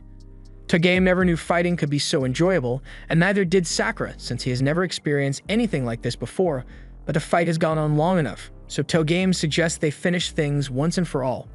Sakura agrees, so the two charge at each other one last time, and as their feet cross, they wind up for the final punch of the match. As Sakura's fist is closing in on him, Togame recalls what Sakura said earlier about never backing down from an opponent even if he knows they are stronger than him, and that makes him realize that he should have done the same on the day Tomiyama lost the meaning of strength and fought him until he could realize he was wrong. But instead, he chose to turn a blind eye to his misguided friend and let him continue down the path he was headed. He failed to assert himself because his mentality was weak, but that isn't a problem Sakurama has since he isn't afraid to assert what he believes to be right, and he's probably going to grow to be a lot stronger than he was today. So Togame hopes Sakura never changes and keeps being the same hard-headed fighter he got to meet today. Sakura's fist is the first to connect, so it looks like Togame has lost this fight, but even as he is falling to the ground, he is thankful to Sakura for showing him what it means to be truly strong. Once he is on the ground, he raises his hand and says he is down for the count, so Sakura is to be declared the victor of the fight. None of the Lion's head members can believe that their captain would actually surrender in a fight, and neither can Sakura, so they think they must have misheard him or something, but there's no mistaking it. Togame clearly said he gives up, so Sakura just beat the second in command of Lion's head, but he doesn't seem very happy about it. He knows Togame still had more in the tank, so he asks why he would choose to give up and let Sakura win. But before he could get an answer, Tomiyama jumps up on stage and compliments Sakura on being really strong, so he would love to fight him sometime. But since his match with Togame is officially over, he wants to get his own fight with Umemiya started and begins calling him onto the stage. Sakura tries to stop him since he doesn't want to end his fight yet, as he isn't satisfied with the results yet. But while this is going on, Togame gets up and attempts to make up for his earlier mistakes. He tells Tomiyama that what he is doing is wrong, and they should just end things here, but as he is about to touch Tomiyama, he gets hit with one of the quickest roundhouse kicks I've ever seen and goes flying into the wall because of it. Even though they were friends a few moments ago, Tomiyama can't stand the sight of Togame anymore and tells him to shut up. But what he just did earned him the wrath of Sakura, so he gets grabbed by the collar and is about to get punched, but he seems to be happy about it. Just before Sakura can land the punch though, Umemiya arrives on stage and catches his arm. He asks Sakura to let it go, but Sakura seems really determined to wipe that smug look off Tomiyama's face. Umemiya understands that Sakura was able to understand Togame through their fight, as him getting angry on his behalf a proof of that, but he's going to have to sit this one out. He then turns to Togame and asks him to leave fighting Tomiyama to him. Togame accepts Umemiya's request, and as he leaves the stage, he asks him to make sure he doesn't die while fighting Tomiyama. Seeing that Togame was willing to walk away from the fight after he got violated with that kick, it doesn't make sense for him to stay angry over it, so he walks away as well and leaves it up to Umemiya. But as he leaves, he tells Umemiya that he had better not lose to someone like Tomiyama, because if he does, then Sakura is going to make him regret it. As he is walking off, Sakura can't understand why he is still so pissed off about this whole thing, since it shouldn't bother him as much as it is. He thought he was used to guys getting beat up around him, but seeing Togame get kicked like that made him really angry for some reason. Umemiya was saying it was because Sakura managed to have a really good conversation with Togame in their fight, but he still doesn't understand what that was supposed to mean since he didn't hear a single word from his fists. He hops off stage, but he loses his balance and has to be caught by Narei, who welcomes him back. He was really moved by the show Sakura just put on, so he ended up crying a little, but he couldn't help himself. Hiraji gets Sakura's attention and tells him that while he may be upset about Togame tapping out of their fight and making it end prematurely, even with the unsatisfying ending, he wants Sakura to know that he did really well. Sakura appreciates the compliment, although he tries to act like he doesn't care, and back on stage, Tomiyama is eagerly calling out to Umemiya so that they can get their fight started. But before that, Umemiya wants to ask Tomiyama a question. He wants to know if he felt anything at all while watching the fight between Sakura and Togame. But Tomiyama says he didn't and questions why he would feel anything from someone else's fight. However, he doesn't really care that much and just wants to get his fight with Yumemiya started. He is especially excited because Bofurun has so many strong guys, unlike Lion's Head's strongest fighters who have all been defeated in battle. He thinks Lion's Head sucks, but if he wins this match, then both Yumemiya and all of Bofurun would become his property, and he should finally be able to have fun again like he used to. He admires Yumemiya for being the top dog of Furin, and as such, being the coolest person there. He always seems to be having so much fun, so if Tomiyama can beat him and prove that he is the new strongest, then he should be able to have the same amount of fun. And that's all he wants, to be able to finally end his constant state of boredom. So he impatiently charges at Yumemiya so he can achieve his dream of an exciting life. Yumemiya tries to stop him with a punch, but Tomiyama outplays him and ends up on his shoulders where he starts punching Yumemiya's head. And when Yumemiya tries to counterattack, Tomiyama uses his momentum against him and swings behind him to continue the attack. Tomiyama is clearly insanely fast, but he has yet to actually land a decisive blow on Yumemiya, because Yumemiya is just as quick with his reactions. They break it up for a moment, and Narai is petrified from amazement at what he just witnessed. Suwa has never seen such wild movements used in a fight before, but everyone now understands how Tomiyama managed to become the leader of Lion's Head at such a young age. Sakura is internally cursing himself because now that he has seen what Tomiyama can actually do, he realizes that if he had actually attacked him back then, he would have been kissing the floor in a matter of seconds. He is smart enough to know he is no match for Tomiyama right now, so he intends to get stronger so he can face someone like him.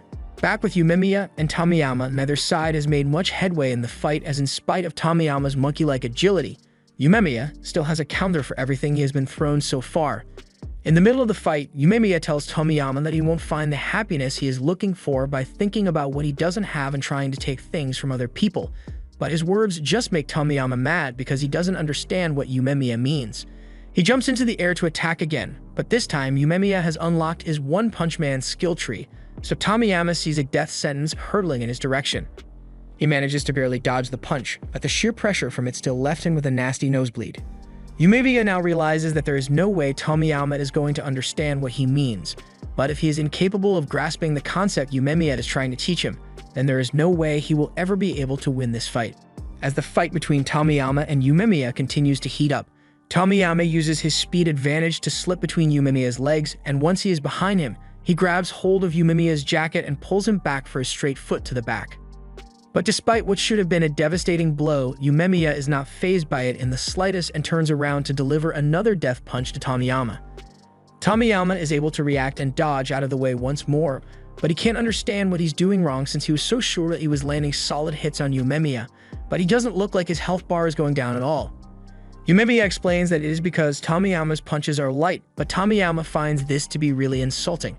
Yumemiya goes on to explain that the reason Tomiyama's punches feel light to him is because he is fighting with no one behind him for support, but Tomiyama still doesn't understand what friendship has to do with any of this, so even if his punches are apparently light, he's just going to keep raining them down on Yumemiya until he eventually goes down. Tomiyama then charges in again for another attack, trying to overwhelm Yumemiya's defenses, and when he finally sees an opening, he sweeps Yumemiya off his feet and connects with a heavy uppercut. However, Yumemiya is still unfazed by this and simply tells Tomiyama as much before spiking him against the ground. The crowd is in stunned silence as Tomiyama struggles to get back to his feet. And once he finally does, he begins another desperate series of attacks in hopes of claiming his freedom as the strongest. As Yumemiya dodges Tomiyama's first punch, he asks him what he thinks it means to be free. So while still throwing an attack, Tomiyama answers that freedom means being able to have fun. And fun means being able to fight strong guys like he is doing right now. But if this is what Tomiyama thinks is fun, Yumemiya finds it odd that he doesn't look like he's enjoying it at all. Tomiyama clearly doesn't understand what he wants, which is why he is so unsatisfied with his life and is trying to steal Furin. That is why Yumemiya pities him, but not as much as the team who is stuck with him as their terrible leader. But whatever his reasons may have been, he became the top dog here, so Yumemiya is going to teach him how a real leader is meant to act. As the others watch Yumemiya one-sidedly beat down Tomiyama, Narai starts talking about how glad he is that he came to Furin Academy and has Yumemiya as his leader. Back on stage, Tomiyama still doesn't understand what Yumemiya is talking about when he says he should treat his people better. There was a time when everyone looked like they were having fun, but that was a long time ago. And he still doesn't understand why things changed from the way they were before. There is so much that Tomiyama still doesn't understand, and he is tired of people bringing it up, so he gives up and declares that he no longer wants to steal Yumemiya's friends. He doesn't need them or anything for that matter anymore. Tomiyama's world turned gray a long time ago and can barely remember when things became like this. To him, the world is dry and cold, but nothing he does can change it, so he has been wondering what he was missing to bring the color back to his world. But now, he doesn't care anymore. He has accepted that there is nothing that could ever change the lifeless wasteland that is his heart, so he doesn't need anything anymore. He may have also gone a bit crazy, and Yumemiya notices the change in his state of mind, so as Tomiyama charges forward at him, he just lets himself get hit. And even as he is taken to the ground and is having his face pounded in, he still isn't fighting back, so Sakura gets up in a rage. Yumemiya said there was no way he was going to lose, so what's with the sorry display he is putting on? But then Sadisha tells Sakura to shut up, sit down, and just let Yumemiya cook. Once Tomiyama has finally tried himself out from punching Yumemiya, Yumemiya apologizes to him for backing him into a corner with such a difficult question. But if he keeps destroying everything around him and hurting others in an attempt to find the answer, then things will always stay the same for him. Tomiyama doesn't want to hear any more from Yumemiya, so he bites down on his throat hard enough to draw blood. I don't know what kind of throat exercises Yumemiya does, but he does even flinch at possibly getting his windpipe crushed, and instead, he comforts Tomiyama and tells him that the answer he's looking for has been inside him all along. This gets Tomiyama to stop biting into his neck, so Yumemiya asks him if he remembers the last time Lion's Head and Furin got into a fight. In the end, it turned out to be a huge misunderstanding, but back then, as the fight had been broken up, Yumemiya could clearly see that Tomiyama was having a lot of fun with his teammates. Back then, Tomiyama's punches had actual weight to them, unlike now, and had a lot more warmth to him back then as well. He wants Tomiyama to think back to that time and realize what he needs to change. Yumemiya then gets up and starts approaching Tomiyama, so Tomiyama flinches, thinking he is about to receive payback for all the punches he hit Yumemiya with, but he actually gets a taste of the warmth of Yumemiya's hand. Yumemiya is trying his hardest to get Tomiyama to remember what he was like back then because as the top dog of Lion's Head, he needs to fit the role better. And to make sure he understands, Yumemiya hits him with a devastating headbutt. It was so hard that Tomiyama got sent into a flashback from before he became Lion's Head's leader. He was busy looking at a cat at the time. But then he was called over by his friends who complain about him being so absent-minded at times. They are on their way to a fight right now, so if Tomiyama ever wants to become their leader, he's going to have to pull himself together. Tomiyama apologizes, but now that he thinks about it, he doesn't even know who they are going to be fighting today. Everyone is frozen for a second, but they soon all burst out in laughter at Tomiyama's forgetful nature, and Tomiyama was having a good laugh about it as well. Those were really fun times, so Tomiyama hoped things would stay like this forever, but as we all know, they changed for the worse all too abruptly. Tomiyama was left alone in the dark, figuratively walking on broken glass. He ends up falling through, and that's when he finally realizes that he must be dreaming. But even if it was just a dream, Tomiyama felt good getting to experience the good old days again. He wakes up to find Togame standing over him, and he can't understand why he is making such a sad face, but then he realizes that it is because he lost to Yumemiya. That aside, he tells Togame about the dream he had about the past where everyone was smiling and having fun. Seeing that made something click in his mind, so he now realizes that he can only really have fun when everyone around him is also having fun too. Togame apologizes to Tomiyama for not being able to support him in his time of need. None of them knew why he was suffering, so they chose to leave his side. Togame hated seeing Tomiyama hurt others, and he couldn't forgive him for shattering his dream. Tomiyama never knew about Togame's dream, and that dream was to have Tomiyama be loved by everyone. That's why when he saw the look in Tomiyama's eyes, even though he knew it was wrong, he looked the other way and facilitated Tomiyama's spiral of misguided strength.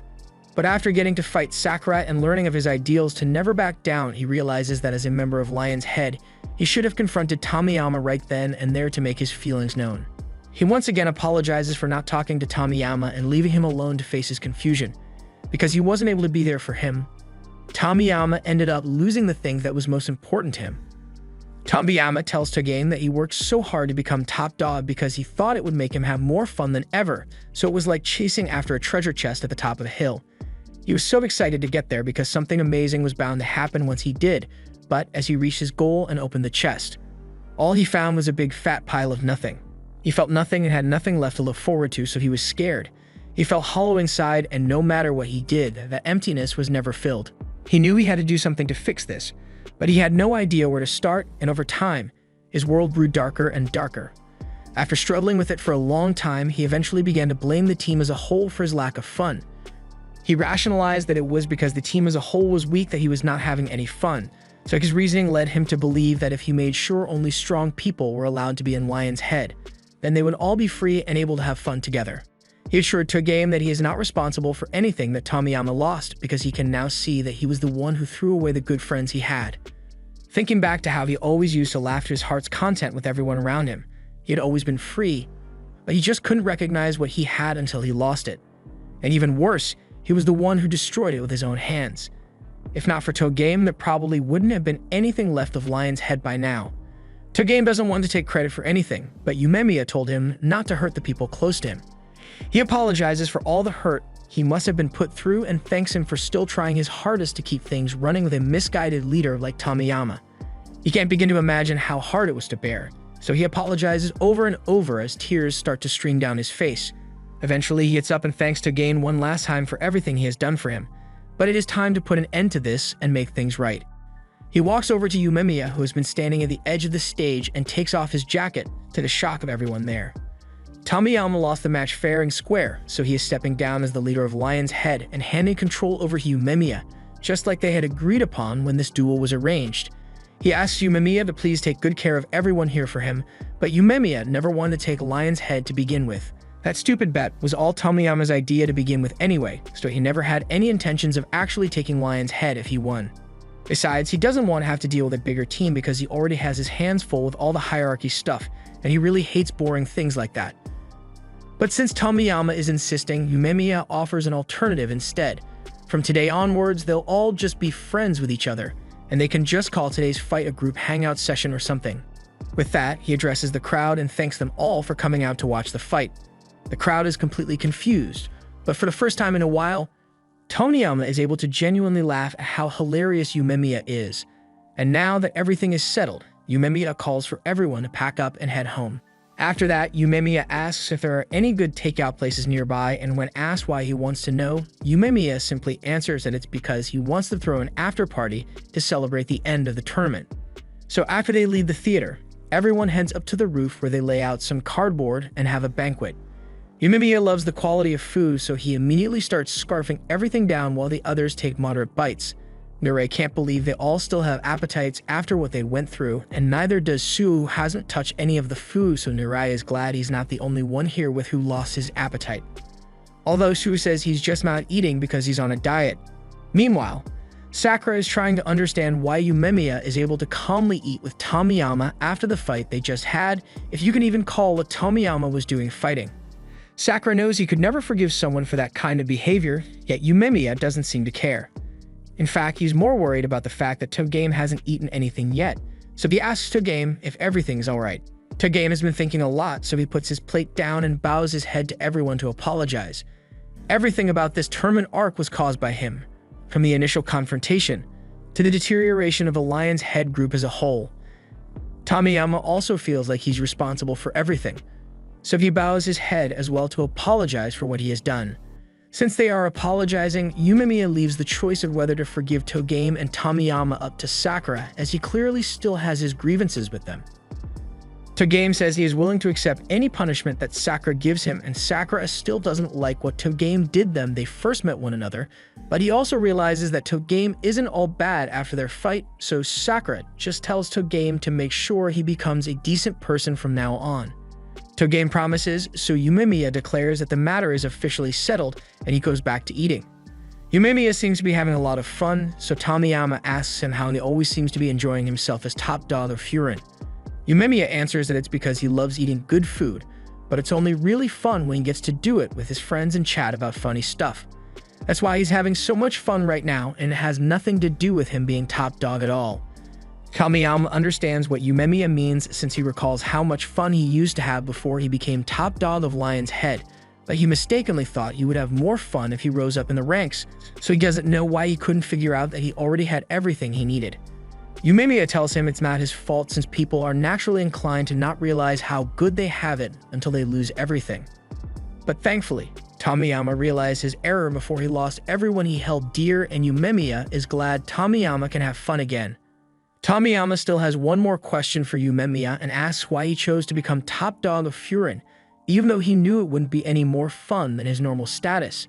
And that's because he wanted to make sure everyone was happy and smiling so they can all be happy together. That's why he thought of what he could do to help the town as a whole and ultimately decided to become top dog. Becoming top dog was never the goal, but it allows him to do what he really wants, and that's to make sure everyone can always be happy here. If there was an alternative, Yumemiya probably wouldn't have gone for the top dog position. But if he had done that, then he would never have been able to share meals with everyone here. Tomiyama admires Yumemiya for understanding what he wanted even before becoming top dog, but Yumemiya clarifies that he never became top dog, he was appointed. You can't just take the title by yourself because it's something that you earn by having the support of the people around you.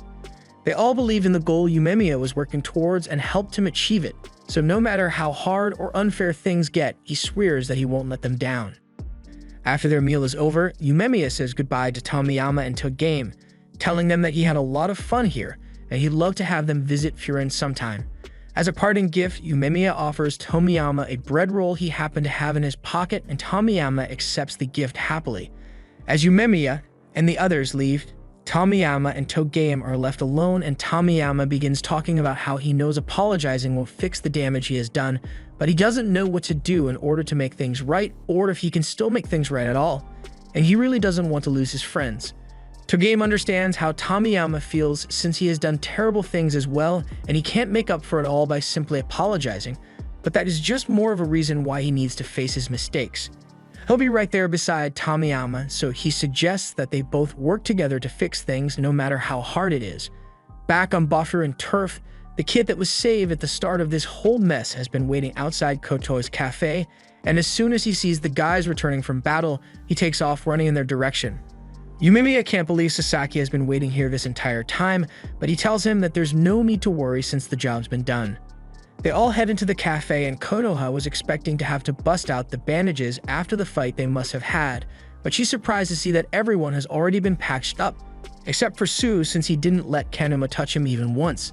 Although in contrast, Sakura got messed up pretty badly. She welcomes them back, but Sakura can barely look her in the eye because he now realizes she was right when she had told him that he can't become top dog alone. Yumemiya was only able to do it because he had people supporting him, but Sakura's whole reason for coming here was just so that he could be top dog, so he's having an identity crisis and just wants to leave. However, before he can walk out the door, he gets grabbed by Yumemiya, who's not going to let him leave so soon. He asks Kotoha to prepare some of her special coffees to celebrate. Sakura complains that he doesn't need to be here since there's nothing to celebrate in the first place, but there's always something to celebrate when Yumemiya has something to say, so Yumemiya dubs this day Conversation Day in honor of Sakura having his first conversational fight with Togame. It makes no sense to Sakura or anyone else for that matter, but that's not the only reason Yumemiya wants Sakurama to stay since he has something he'd like to discuss with him. Sakura had thought he could become top dog just by being strong, but he now realizes that he was dead wrong. And right now, the top dog wants to know how Sakura's first fight conversation went. Sakura doesn't really know what to say because he didn't hear anything coming from Togame's fists, but Yumemiya bursts out in laughter because he now realizes that Sakura must have misunderstood him. When he said fights can be conversations, he didn't mean that you start hearing voices from the fists. What he was referring to was the primal method of communicating, a way of talking about simple things like love or hate. At the mention of love, Sakura spits out his coffee and goes straight into Yumemiya's eyes, so Sagasha was prepared to jump in to defend his boss from Sakura's caffeinated attack. The others calm him down since it was an accident, but Kotoha doesn't care that it was an accident and tells them that they need to clean up the mess themselves. As Yumemiya wipes himself down, he adds more context to what he said earlier and asks Sakura if he began to like Togame after their fight conversation. That's the only reason he would have tried to avenge him after Tomiyama knocked him out. That's how Yumemiya knows Sakura was able to have a good conversation with him through their fists. Sakura can't deny that he started to understand Togame a bit better after his fight with him, but he doesn't get why it's such a big deal in the first place. Yumemiya just answers that he's happy for Sakura. He had heard that someone would be coming here from out of town, and he initially thought it would have to be an interesting person, so he was interested in meeting Sakura. But after these few days, Sakura has been in town. Yumemiya can say with 100% certainty that Sakura is a good person.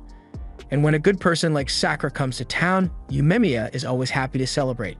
If that's the case, then Hiraji says he could have just called this a welcoming party for Sakura instead of a conversation party, and Yumemiya thinks that's a great idea.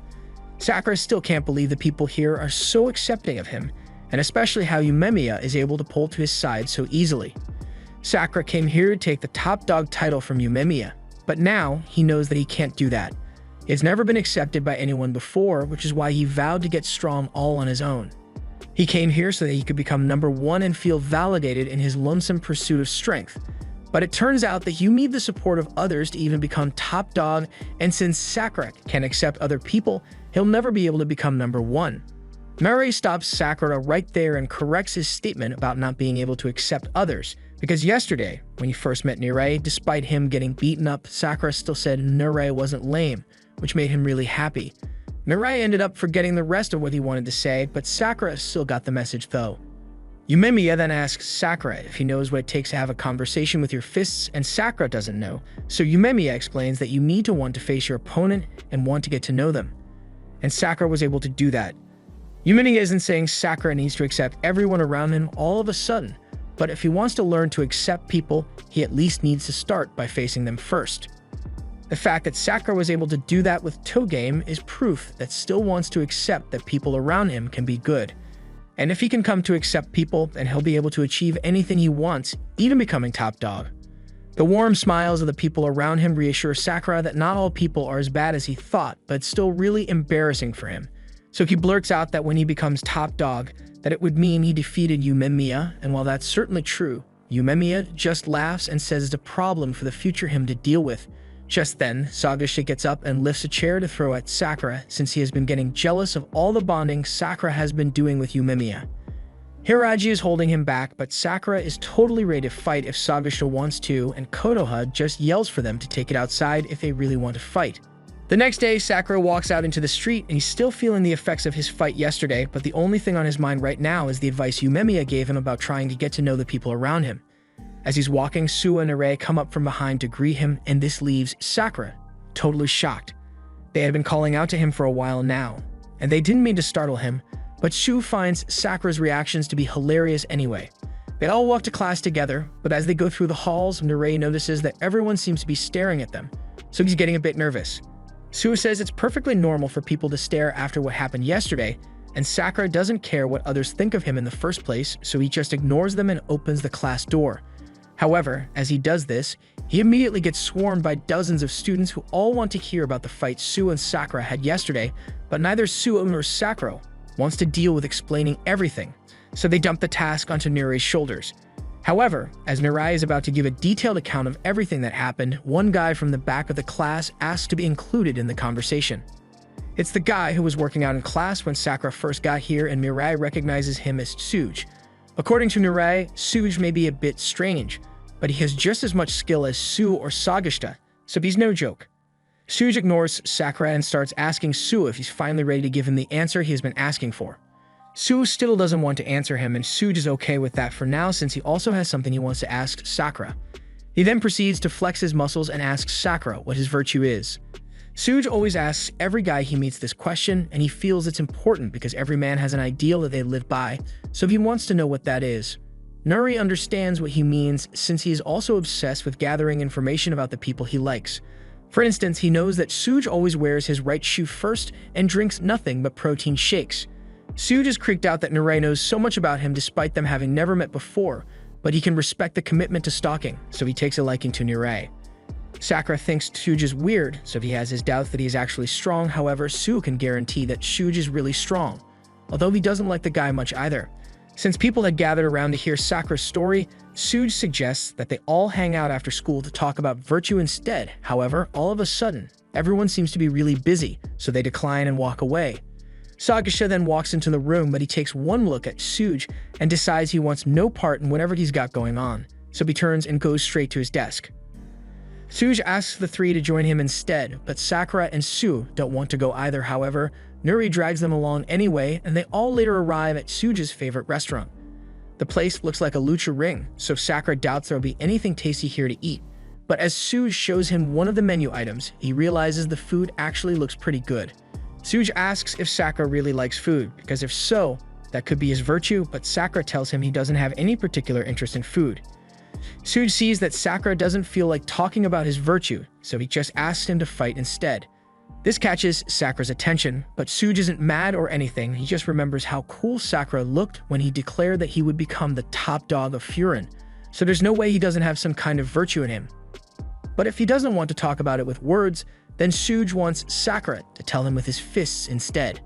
Sakura is down for a good fight, but their attention is drawn to the front door as one of their classmates walks in. Sakura recognizes Kiryu, but he also notices that he's holding hands with a girl, and Sakura has never done that before, so he hangs his head in defeat. Kiryu greets his classmates, but as he notices that Suge is here, he decides to take his date to the back of the restaurant to be as far away from his weirdness as possible. Mireille is excited to see Kiryu here since it means that 4 of the 5 strongest people in the first-year class are all here at once. Suge is glad to see Mireille is having fun, and Mireille goes on to talk about how Kiryu used to attend a rich kid's middle school, but that didn't stop him from single-handedly beating up older delinquents. He also has Unspoken Re's pre-installed, so he's naturally popular with the ladies.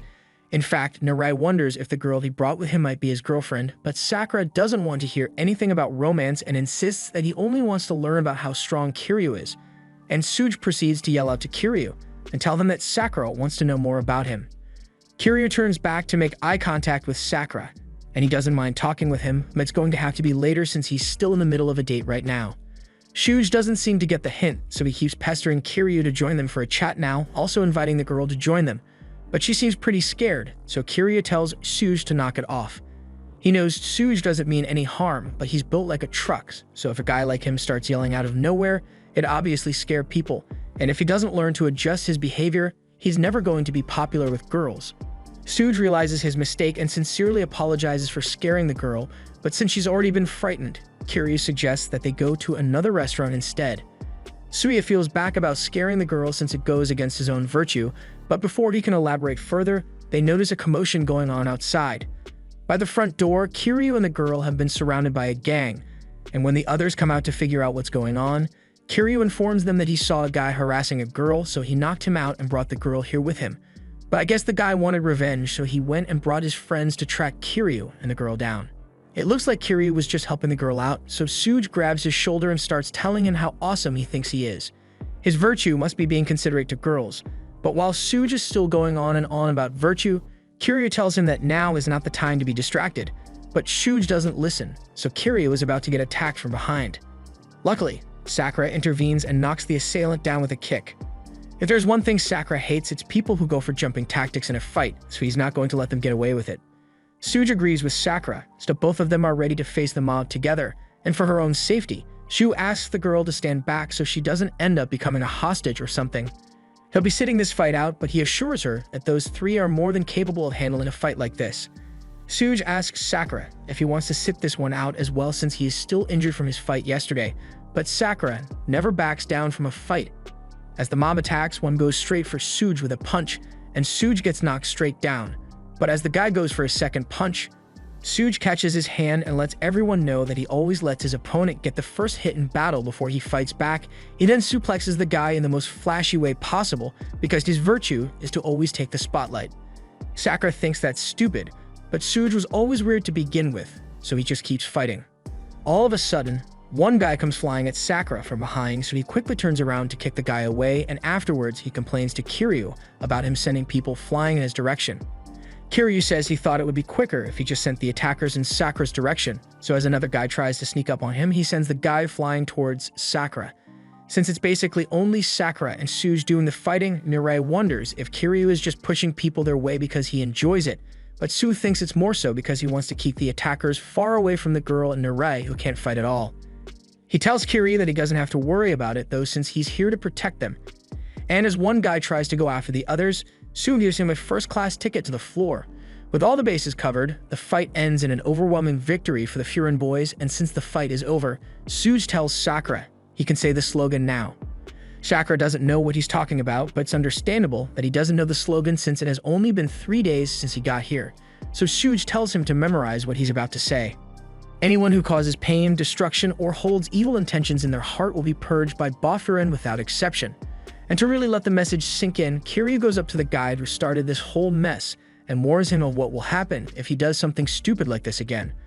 Once they leave, Kiryu tells the girl that she's safe now and she is sincerely thankful for how much he and the others have helped her. As she is leaving, Kiryu remarks that he knew Sakura had to be strong after how he handled his fight with Sagashita, but he never imagined Sakura would be this strong. Suge mentions that Sakura is aiming to become the top dog eventually, but Kiryu didn't know about that since he was busy playing a game when Sakura was first introducing himself. He's glad he learned about how strong Sakura is before the vote for the grade captain. But that aside, he wants to get Sakura's contact info so they can keep in touch. The others want his number as well, but Sakura has never had friends before, so he doesn't know how to send his info. In that case, Kiryu says he'll just add his number to Sakura's phone, but once he opens Sakura's contacts, he sees that Sakura only has one contact named Weather, and they all think it's pretty funny. They all end up giving Sakura their phone numbers, and the next day, Sakura is spacing out and staring at all of his new contacts when Kotoho walks up behind him and asks what he's looking at.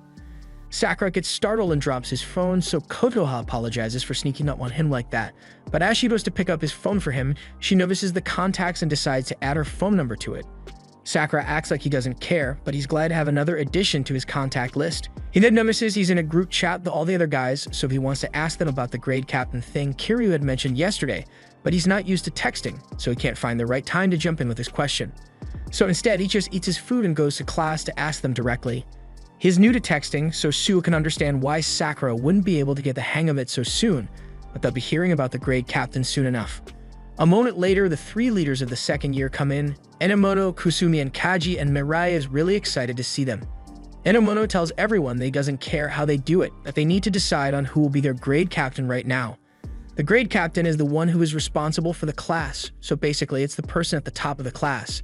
Sue raises his hand, so Sakura thinks he may be volunteering for the position, but then Sue points in Sakura's direction and nominates him to be grade captain. Sakura tries to refuse the position, but then Suge speaks up as well and says he thinks Sakura would be a good fit for the job as well. He was awesome both on his first day and yesterday, so he sees no reason to pick anyone else. Kiryu then joins in and nominates Sakura as well, and so does Mirai.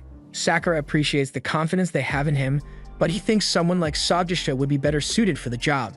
Okay, maybe not, but he still doesn't think he can do it.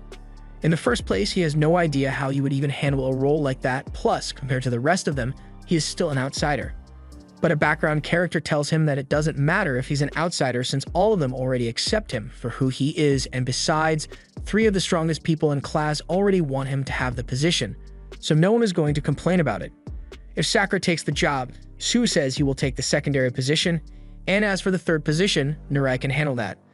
The most important thing here is that everyone is saying they are fine with Sakura being the class's leader, but Sakura has to think about it a little. Yumimiya became the leader of Furin because he had a goal he wished to accomplish, but Sakura only ever thought about becoming top dog for self-recognition, so he does not have any goals in mind if he is given a leadership position. He has been thinking about it ever since Yumimiya's picnic, and he now realizes that he is just like Tomiyama, a strong guy with no purpose. While Sakura is still puzzled as to what to do now, Kaji finishes his candy, so he starts yelling for the class to hurry up and decide already. His voice is way too loud, and they are confused as to why he is shouting so much.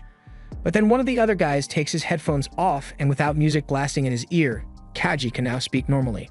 He points to Sakura and tells him that he is now the grade captain, and there will be no more discussion on the matter. Sakura tries to argue, but Kaji tells everyone that the position is just for grade captain, and no one expects him to perfect at it from the start, so he can just learn as he gets used to the role. And if he really can't handle it, someone else can just take over for him later.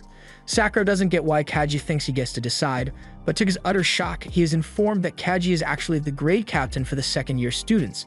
Since Kaji said so, there's not much Sakura can do about it anymore, so everyone begins cheering for their new grade captain. Sue and Mirai tell Sakura he doesn't need to worry too much since they'll be by his side to help him along the way. Suge and Kiryu also promise to help him out as much as possible, but even if he is the grade captain now, he is still a member of the class, so he can just have fun with it. Mirai makes a suggestion that everyone should join a group chat with their new grade captain, and they all think it's a great idea, so they start asking Sakura for his contact info. While they do that, Enomoto calls over to them and tells Sakura, Sue, and Mirai that they should join a group chat with the other grade captains since they will need to keep in touch with one another. Mirai is ecstatic to have the contact info of some of the most famous second years, but Sakura seems indifferent to it. Enomoto tells him that his class has a lot of good guys in it, so he had better make sure to lead them well. Even if he says that, Sakura still has no idea what being a good leader means, so Enomoto tells him he doesn't have to worry about it yet, and for now he can just do whatever he wants. But that's the problem. Sakura doesn't really have anything he wants to do, so Enomoto comes up with an idea and tells the class that they'll be going on patrol with Kaji soon. While out on patrol, Sakura remembers Enomoto telling him to observe what kind of person Kaji is as a grade captain, so he is watching him carefully. But Mirai warns him not to stare at him too much since Kaji was known for getting into fights easily back in middle school, and they don't know what kind of thing could make him blow his fuse, so he thinks it is best not to aggravate him. Just then, they notice an old woman calling out to Kaji, and after getting his attention, she tells him that she lost her girl. It doesn't look like this is the first time something like this has happened, either since Kaji scolds her for not keeping a close eye on her girl, but he tells her there is no need to cry about it since he and his group will do something about it. The only detail the old lady remembers is that her girl is wearing a pink ribbon today, so Kaji tells her she should head home and wait in case her girl comes back by herself. The granny thanks Kaji and happily walks away, but as soon as she is gone, Kaji puts his headphones back on and delegates the search effort to Kusumi instead. The others are shocked that Kaji is acting so calm when there's a missing child out there, but it does look like Kusumi is sharing info with others so everyone can be on the lookout. And Sakura is determined to find this missing girl no matter what. He then looks at his phone and to his horror, Sue just quoted him in the group chat, so he starts yelling at Sue for it. Sue doesn't think it's a problem since the others are bound to get hyped for it, but Sakura worries that no one is going to react to it, so he will feel really embarrassed.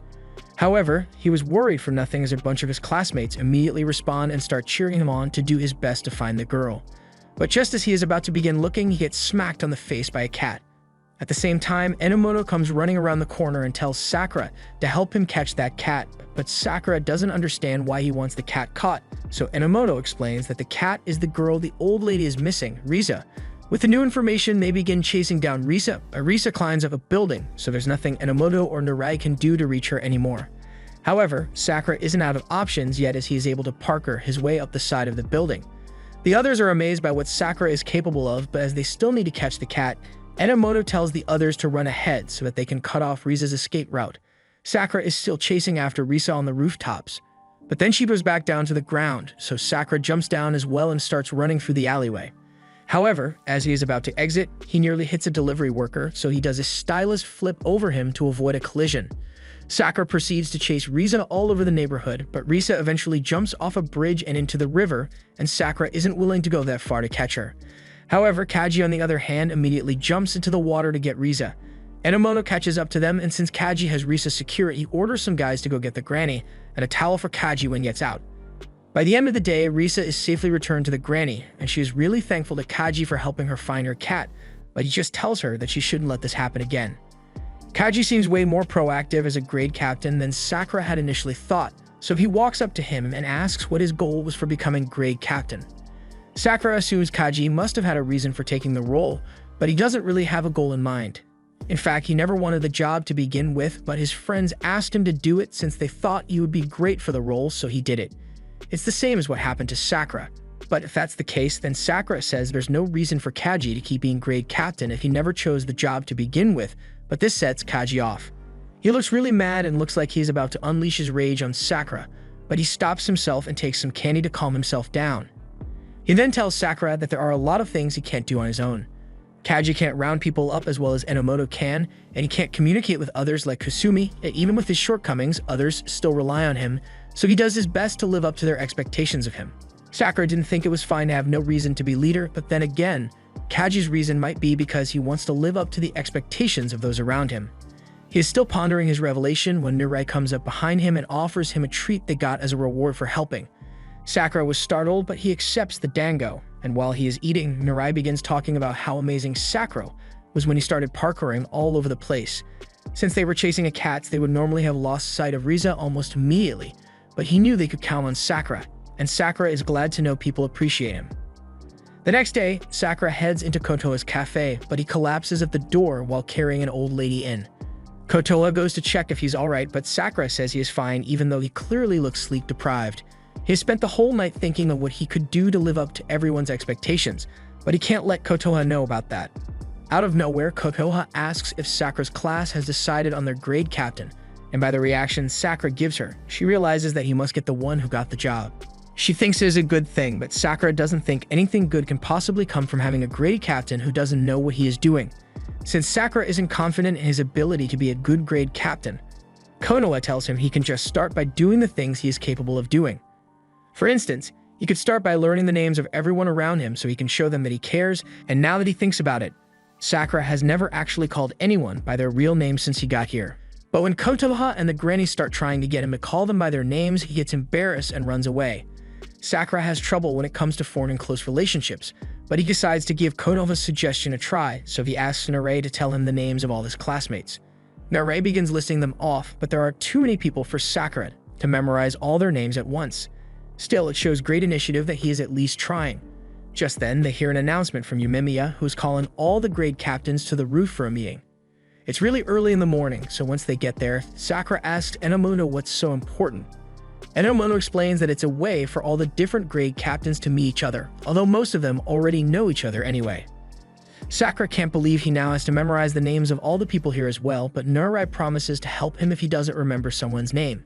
He's about to start listing off the names here as well, but Sakura cuts him off and asks how he knows all the grade captains' names already, but Narei just memorized all the names and faces of every single student in the school. He isn't good at fighting, so figured he could at least make himself useful by acting as an encyclopedia for Sakura to keep track of people. Since Narei is making himself useful, Sue decides to become Sakura's negotiator since he is pretty good at getting people to accept requests or give up information. Sakura is amazed that Narei and Sue are able to find a role for themselves so easily, so he says he will let them do their thing. And just then, Yumemiya arrives and he apologizes for taking so long to get here, but Sakura notices that he has a lot of people with him, so he assumes they must be more grade captains, but Narei corrects him. These are the 4 kings of Furin High and their secondaries. Sakura doesn't understand what Narei is so excited about, so Narei reiterates that these are the 4 heavenly kings of Furin High: Chikokun teams Tsubakino, Komoku teams Mizuki, Zojo teams Momose, and of course, Taman teams Karaji. Yumemiya thanks everyone for coming out and tells them all that the people behind him will be leading Furin from now on, but before he talks about that, he has something more important to share with them. His garden has been fully transplanted thanks to the help of Sagashita, so the summer barbecue is going to be lit. Hiraji tells Yumemiya that now isn't the time to talk about his garden. He called everyone up here, so the least he can do is greet the new grade captains. Yumemiya wasn't really planning to give a big speech, but there is something he would like to say, so he turns to everyone and says he is counting on them. He may be strong, but he can't be everywhere at once, and he can't look out for everyone at the same time, so he wants them to look after one another for him. Everyone promises to live up to Yumemiya's expectations, and afterwards, they all begin conversing amongst themselves. After a while, Yumemiya comes over to Sakura's group, and he is happy to see that Sakura is the grade captain. He also tells Narei and Sue that he will be counting on them as well, but if any of them are ever in trouble, they shouldn't hesitate to rely on their upperclassmen for help. With that, the meeting is basically over, so Sakura and the others head back down to their class. Once they return, Suge begins asking what they were called up for, so Narei brags that they got to meet the 4 heavenly kings. After school, everyone heads out together, and since they don't have to go on patrol today, Suge suggests that they all hang out at a Lucha restaurant again. Narei seems to like that idea, but the others overruled his decision immediately.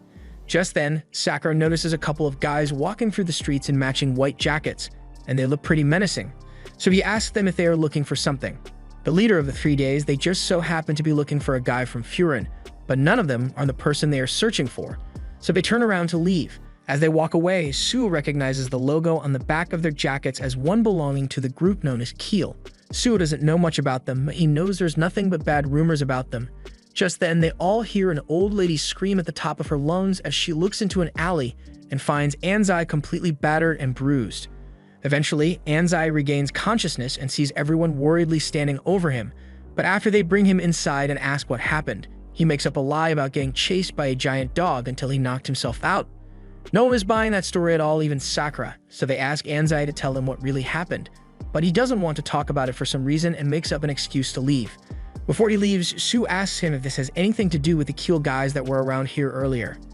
Anzai tries to deny it, but his face tells them all they need to know. He still leaves to avoid talking about it any further, but even though they now know that Keel was behind it because of Anzai's reaction, the others don't know how Sue managed to figure out that Keel was involved. He didn't have a real reason to suspect them, but that guy earlier had the whole villainous plot pose and everything, so it was pretty hard to not draw a conclusion. With the information they now have, Narei asks Sakura what he plans to do now. If Keel really did beat Anzai up, then they need to help him. However, Sakura thinks jumping into action right away would be far too hasty. In the first place, Anzai didn't ask for their help, so maybe this is something he doesn't want to involve other people in. Even so, Narai still thinks it is their responsibility as his friends to help him even if he doesn't want help. And this makes Sakura recall what Yumemiya had said about everyone looking out for one another as much as possible, so he kicks up to leave in a hurry. But before he goes, the old lady offers him some food for the road as a gift from her. Sakura gets flustered, but he takes it and stomps off without saying another word. After the time he has spent with Sakura, he knows Sakura wants to help Anzai as well, although he would never admit it.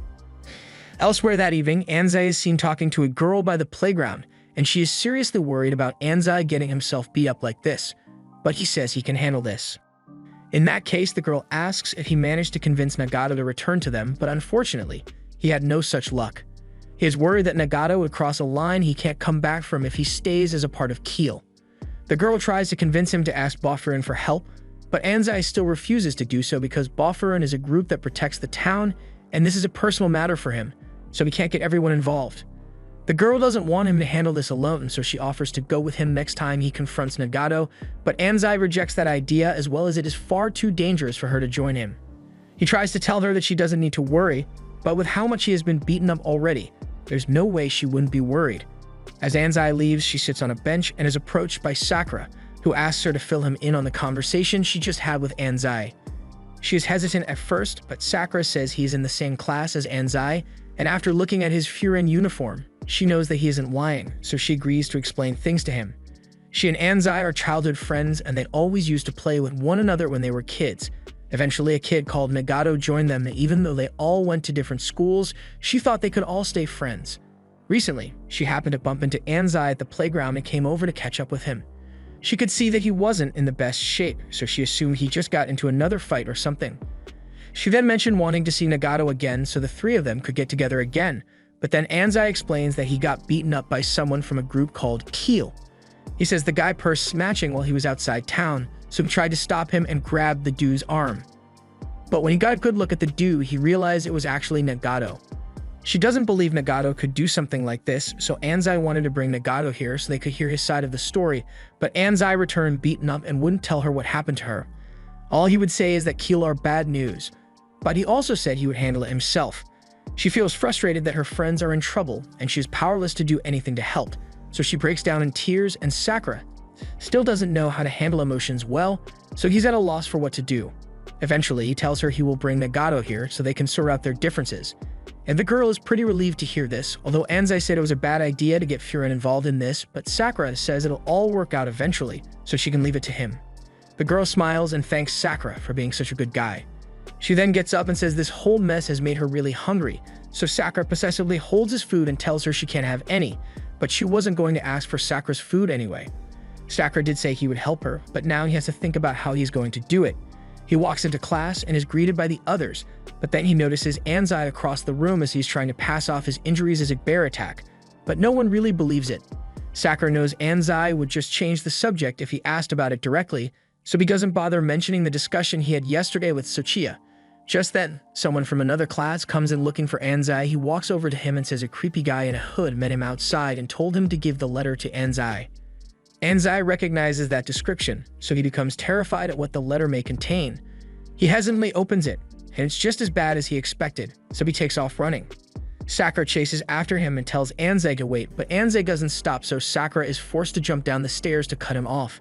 He tells Anzai that he heard the whole story from Sochiya, so he knows that the letter must be from Keel. He snatches it to take a look, and it shows the members of Keel holding a bloody Nagato hostage unless Anzai comes down to the shipping yard. Anzai tells Sakura that this has nothing to do with him, but Sakura grabs his shoulder and asks for the details because he sincerely wants to help. Anzai finally agrees to fill Sakura in, so he tells him that 2 days ago he saw a member of Keel snatch an old lady's purse, so he decided to intervene and grab the guy. However, when pulled the guy's hood down, he realized that it was Nagato, and Nagato got so freaked out that he punched Anzai in the face and dropped the lady's purse. Anzai couldn't believe what he had just seen, so the next day he returns to the same spot so that he could find Nagato and get an explanation from him. And when he finally found him, he saw Nagato being yelled at for not stealing enough money, so the guy holding him by the shirt says he will punch him for every 1,000 yen he's short by. Anzai could just sit back and watch Nagato suffer a beating, so he ran in and kicked the leader away before extending a hand to Nagato so that they can escape. However, Nagato smacks his hand away and tells Anzai he shouldn't have come here. The others hand him a stick, and Nagato takes it. But he has a look on his face that says he isn't happy about what he has to do now. He took the stick and struck Anzai across the head with it, but eventually, Anzai managed to flee and end up in the alleyway where Sakura and the others found him. Sakura doesn't understand why Nagato would choose to stay with Keel after all the crappy stuff they've done to him, and Anzai doesn't understand either, but he knows something must be seriously wrong for Nagato to have been crying. Where they used to play together and Nagato broke his leg or they got lost in the forest, he never once shed a tear, so he can't imagine what could have happened to cause him to cry like that. You may not know exactly why Nagato is choosing to stay there, but he knows he needs to get him out of Keel for his own good. Sakura understands, so he tells Anzai to hurry up so they can go save Nagato.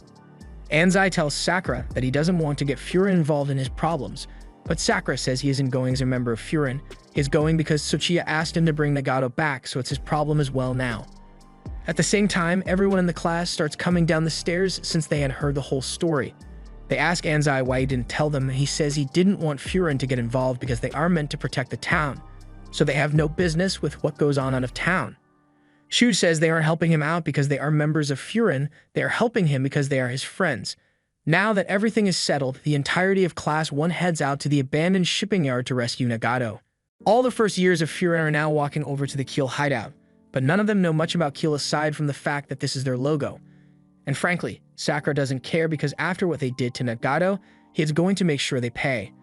Anzai thanks everyone for their support, but he warns them that Keel doesn't do one-of-ones, they are relentless jumpers, and they won't hesitate to use bats or planks to bash your head in, so he wants everyone to keep their guard up. They eventually arrive at the Keel hideout, so they walk up to the front door, but it's got a chain around it. Sakura starts wondering how they are going to get in, but then Sagashta walks up to it and just kicks the door open. The group walks in and they spot Notori standing on a platform with an unconscious Nagato, and he seems to be having a lot of fun messing with him.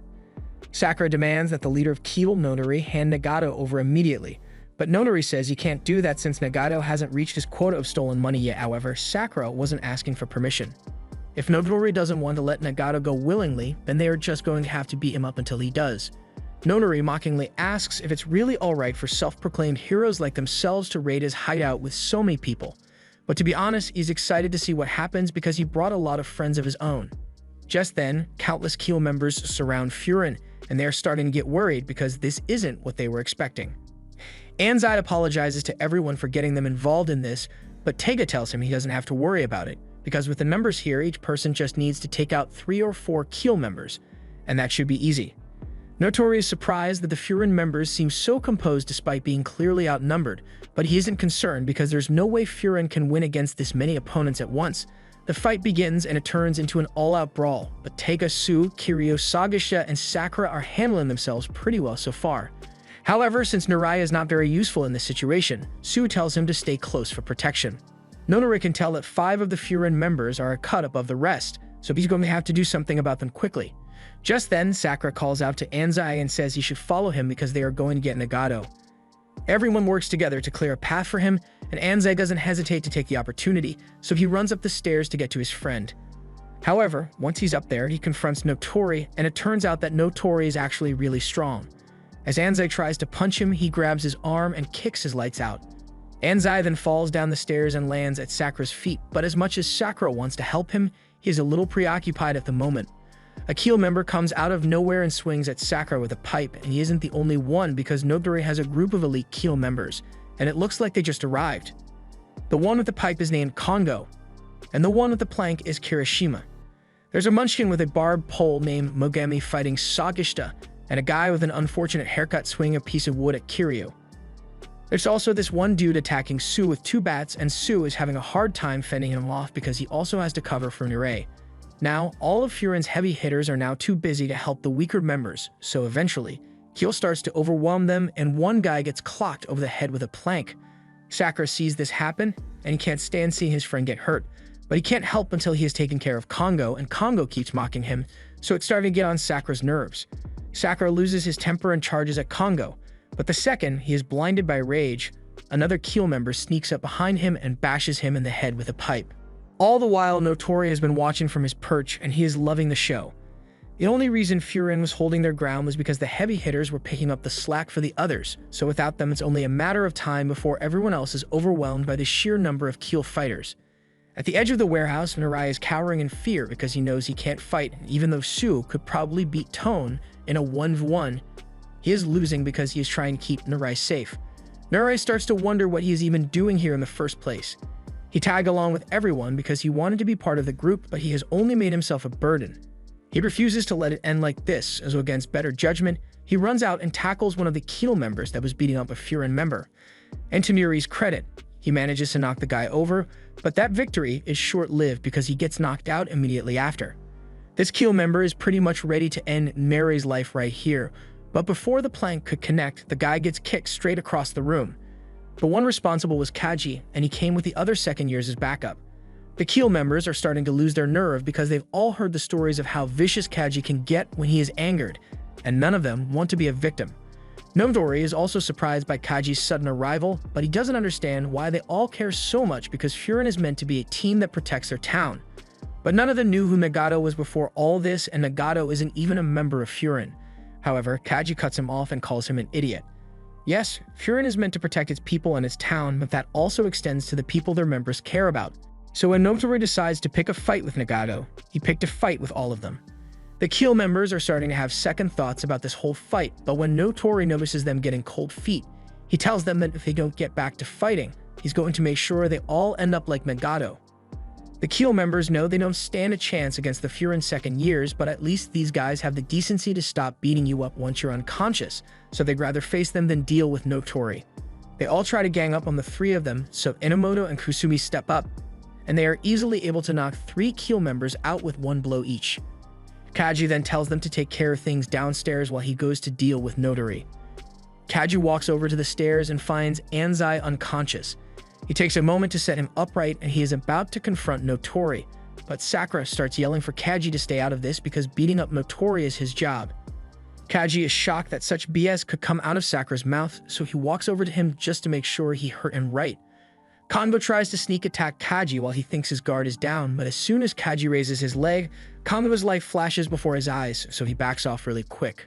Now Kaji is free to have a civil discussion with Sakura, so he proceeds to punch him in the face and call him a moron for being so short-sighted despite the situation. Sakura let himself be blinded by rage to the point that he's struggling against a nobody like Kongo, and let a ton of his friends get beaten up by Kiel. Sakura takes a moment to look at the people around him, and he now grasps how serious the situation is, and he understands that Kaji is right, but he can't let Nodori get away with what he has done.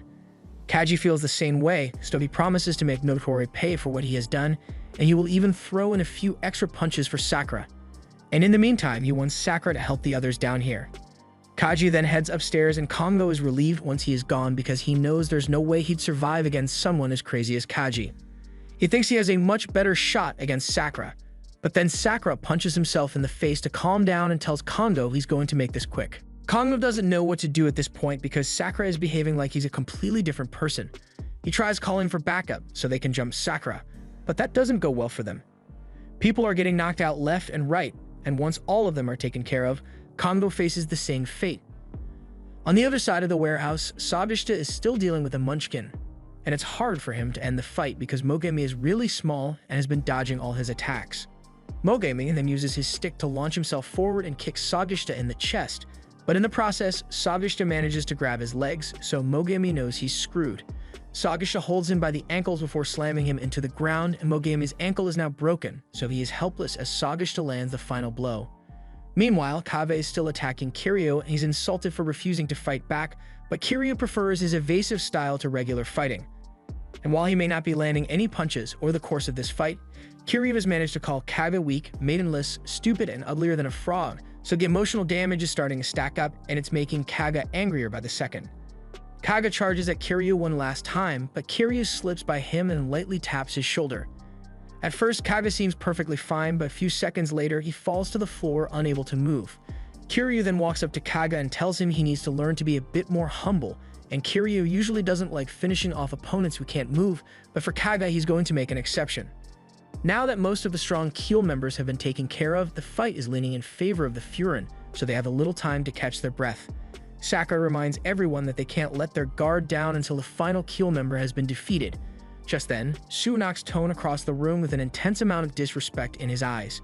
Tone hasn't been able to so much as touch Sue, and Sue is looking at him with pure disgust, so he's very frustrated. He tries throwing a punch, but before he can even react, Sue has kicked his lights out. However, Sue isn't done yet, so he walks back over to Tone and is about to pound his unconscious face in. But before he could go too far, Sakura catches his arm and tells him that as angry as he is about what happened here, they can't stoop to Keel's level or they'd be no better. Meanwhile, up on the platform, Notori is swinging a metal bat at Kaji, and a metal bat is no joke, so Kaji can afford to take a direct hit. He runs away to put some distance between them, and when Notori chases after him, Kaji runs up the wall and backflip kicks him in the head. That was a solid hit, but Notori is genuinely crazy, so he is excited by the pain and wants to fight even more. He pulls a cable out of the wall and uses it to drag Kaji to the ground so that he can strike him with the bat. Kaji manages to slide out of the way in time, but he is starting to get really angry, while Notori looks like he is having a lot of fun. He runs forward and swings his bat while throwing dirt in Kaji's eyes at the same time. Kaji is forced to run, so he jumps off the platform, but he uses some nearby chains to swing back and kick Notori into the wall. However, Notori bounces back quickly and kicks Kaji so hard that it knocks the air out of his lungs. Notori begins beating down on Kaji with the bat, but before he could do any serious damage, Kaji gets back on his feet and kicks the bat so hard that it gets warped. Notori is even more excited than he was before because the look on Kaji's face right now means he's just as battle crazy as Notori is. Notori runs in and punches Kaji in the face, and when Kaji retaliates, Notori sees the punch coming, but he's having too much fun to dodge, so he just lets it hit. The two then begin trading blows and Kaji is landing some serious punches, but through it all, Notori continues smiling, which just makes Kaji even angrier. He eventually lands a clean blow on Notori's nose that knocks him to the floor, and he was about to go for some more punches, but then he realizes that Notori is unconscious and he still has some self-control, so he decides to stop. The others soon make it onto the platform, and they are glad to see that Kaji is done fighting with Notori, and all the other Keel members have been taken care of as well, so Furin has officially won. Now that the battle is over, the group goes to check up on Anzai because he has been unconscious the entire time. He asks them what happened, so they fill him in on everything that happened, but there's someone here who has some explaining to do, so Enomoto brings Nagato forward. Nagato feels terrible about everything that happened and says he never asked them to put themselves in danger for his sake. However, Sakura walks up and tells Nagato that no one did this for him. Personally, he couldn't care less about Nagato, but a girl named Tsuchiya came crying to him because she didn't have the strength to help Nagato, and when Anzai tried to help, he got all beat up. The very least Nagato could do now is acknowledge the effort Anzai put in and look him in the eyes. Nagato says he has done so many terrible things to Anzai, so he doesn't think he is worth saving anymore, but Kaji tells him that regardless of how he feels about himself, his friends aren't always going to feel the same way, so whether he likes it or not, they will always come to save him when he's in trouble. Nagato starts to narrate his past. He was on his way back from school when he saw a group of delinquents bullying a kid. Before acting, he thought about it for a few seconds and didn't want to get involved, but he couldn't help himself and decided to confront them anyway. He yelled out to them, "Why do you gang members enjoy beating up one kid? Give him his stuff back right now."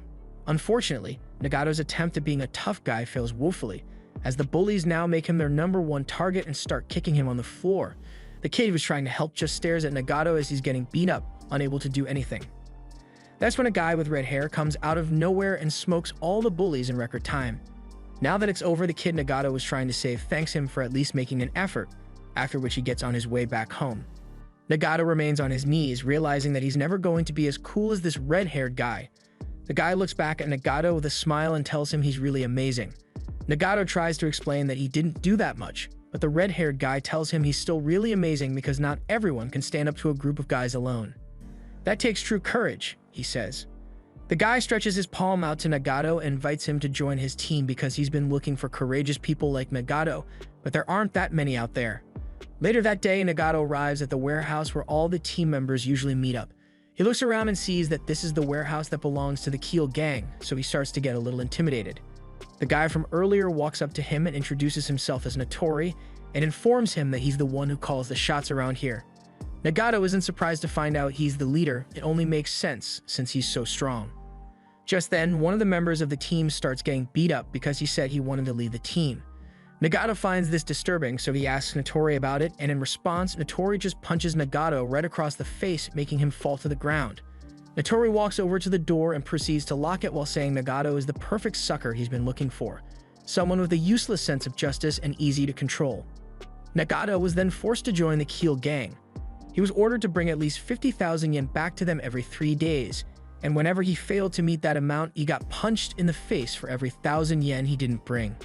It didn't take Nagato long to start showing signs of depression, and since he had no other means to come up with the money, he was forced to start stealing from others. Now back to the present, Anzai hears the story and starts to get emotional. He blames himself for all of this. He reminds himself of an incident he had with them and believes that if only he was stronger, he could have been able to save Nagato from the Keel gang, and he wouldn't have had to go through all of that. But Nagato tells him not to say that because even if he had beaten everyone up back then, he still wouldn't have gone with him. Nagato doesn't even feel he's worth being in their presence after all he's done to them. But despite all this, Anzai simply hugs him, saying, "Shut up, you dumbass." This moment makes Anzai remind Nagato of an old childhood memory of theirs, and after that, Nagato breaks down in tears in Anzai's arms. While the sun sets, the gang decides to head back home. Nair finally wakes up from his nap while getting a comfortable piggyback ride from Kiryu. He looks around and is happy to see that everyone is fine, meaning that things must have gone well. Kiryu teases Nair a little about how he got scared and ran off during the battle, but Sue overhears and first of all flicks Nair in the head, then informs Kiryu that Nair was the one that went to contact the upperclassmen, so if it wasn't for him, it wouldn't have gotten any backup. That aside, Nair asks where Sakura is. Then they look back to see that he's walking behind them all on his own, so they stop to find out what's wrong. Sakura notices they stop and takes one look at Nair, making him remember how badly he got beat up in the fight. Sakura blames himself for that. He believes that as the grade captain, he should be able to protect everyone at all times. Nair then starts to praise Sakura, saying he's the best grade captain he's ever seen in action, but that statement actually pisses Sakura off even more. He clenches his fist in frustration, realizing that he bragged he could handle all of them on his own, but when the time came, he wasn't able to do anything. He overthought the entire fight and ended up struggling to defeat someone he was leagues above in combat experience. Because of this, he doesn't think he's worth being called the grade captain at all. But just then, Anzai interrupts him, saying that they all got beat up because they weren't strong enough. He shouldn't take responsibility for their weakness. Every member of the squad believes that Sakura played a very crucial role today, and if it wasn't for him, they never would have gotten out alive. The vice captain pats him on the back, telling him that he doesn't have to bear all the burden on his own. They'll work together to figure it out. Sakura immediately gets overwhelmed because he has never felt this kind of support in his life. Later that night, they head over to a Shidaba restaurant to give a report of what happened to Yumemiya. Yumemiya is seen inside having the time of his life with his friends at the bar. Just then, he sees Sakura and the gang walk in, so he welcomes them with a smile on his face. They all head inside, where Sakura gives a report of what went down during their encounter with the Keel gang.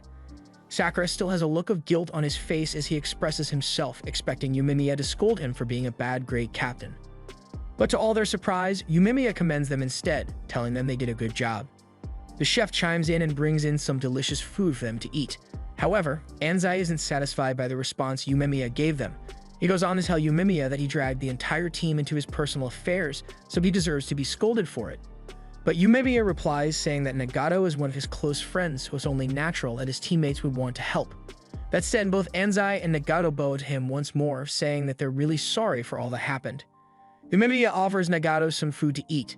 After he takes a single bite, he breaks down into tears at just how delicious it is, saying it's been so long since he considered food delicious. Yumemiya claps back and explains to him that when you're exhausted, you don't even have time to savor your food. But when you eat with people, you can feel and eat from the bottom of your heart. Yumemiya notices that Sakura looks a little mopey, so he asks him what's wrong. He replies, saying it's nothing, but Nair snitches, telling Yumemiya that during the fight, everyone got beaten up really badly, and now Sakura, for some reason, feels responsible for it. Yumemiya finds this kind of amusing, so he chuckles a bit, after which he explains to Sakura that he only feels that way because he's just a huge softie that loves his teammates. That makes Sakura blush heavily, so hard that he accidentally stubs his toe and spends the rest of the night being teased for it. At the end of the dinner, the entire squad walks back home. Yumemiya watches from a distance and considers what Sakura said during dinner. He can tell that Sakura is going to become really strong one day. Later that night, Nagato is reunited with Tsuchiya, and at the sight of him, she immediately breaks down into tears and welcomes him back. Sakura stands at a distance, realizing that this is a private moment, so he gets up to leave. But before he can, Tsuchiya calls out to him and asks for his name. After he tells her, tears drop down from her eyes as she thanks him for all he did to get Nagato back. This was the end of episode 3 of season 2. Subscribe to not miss the next part.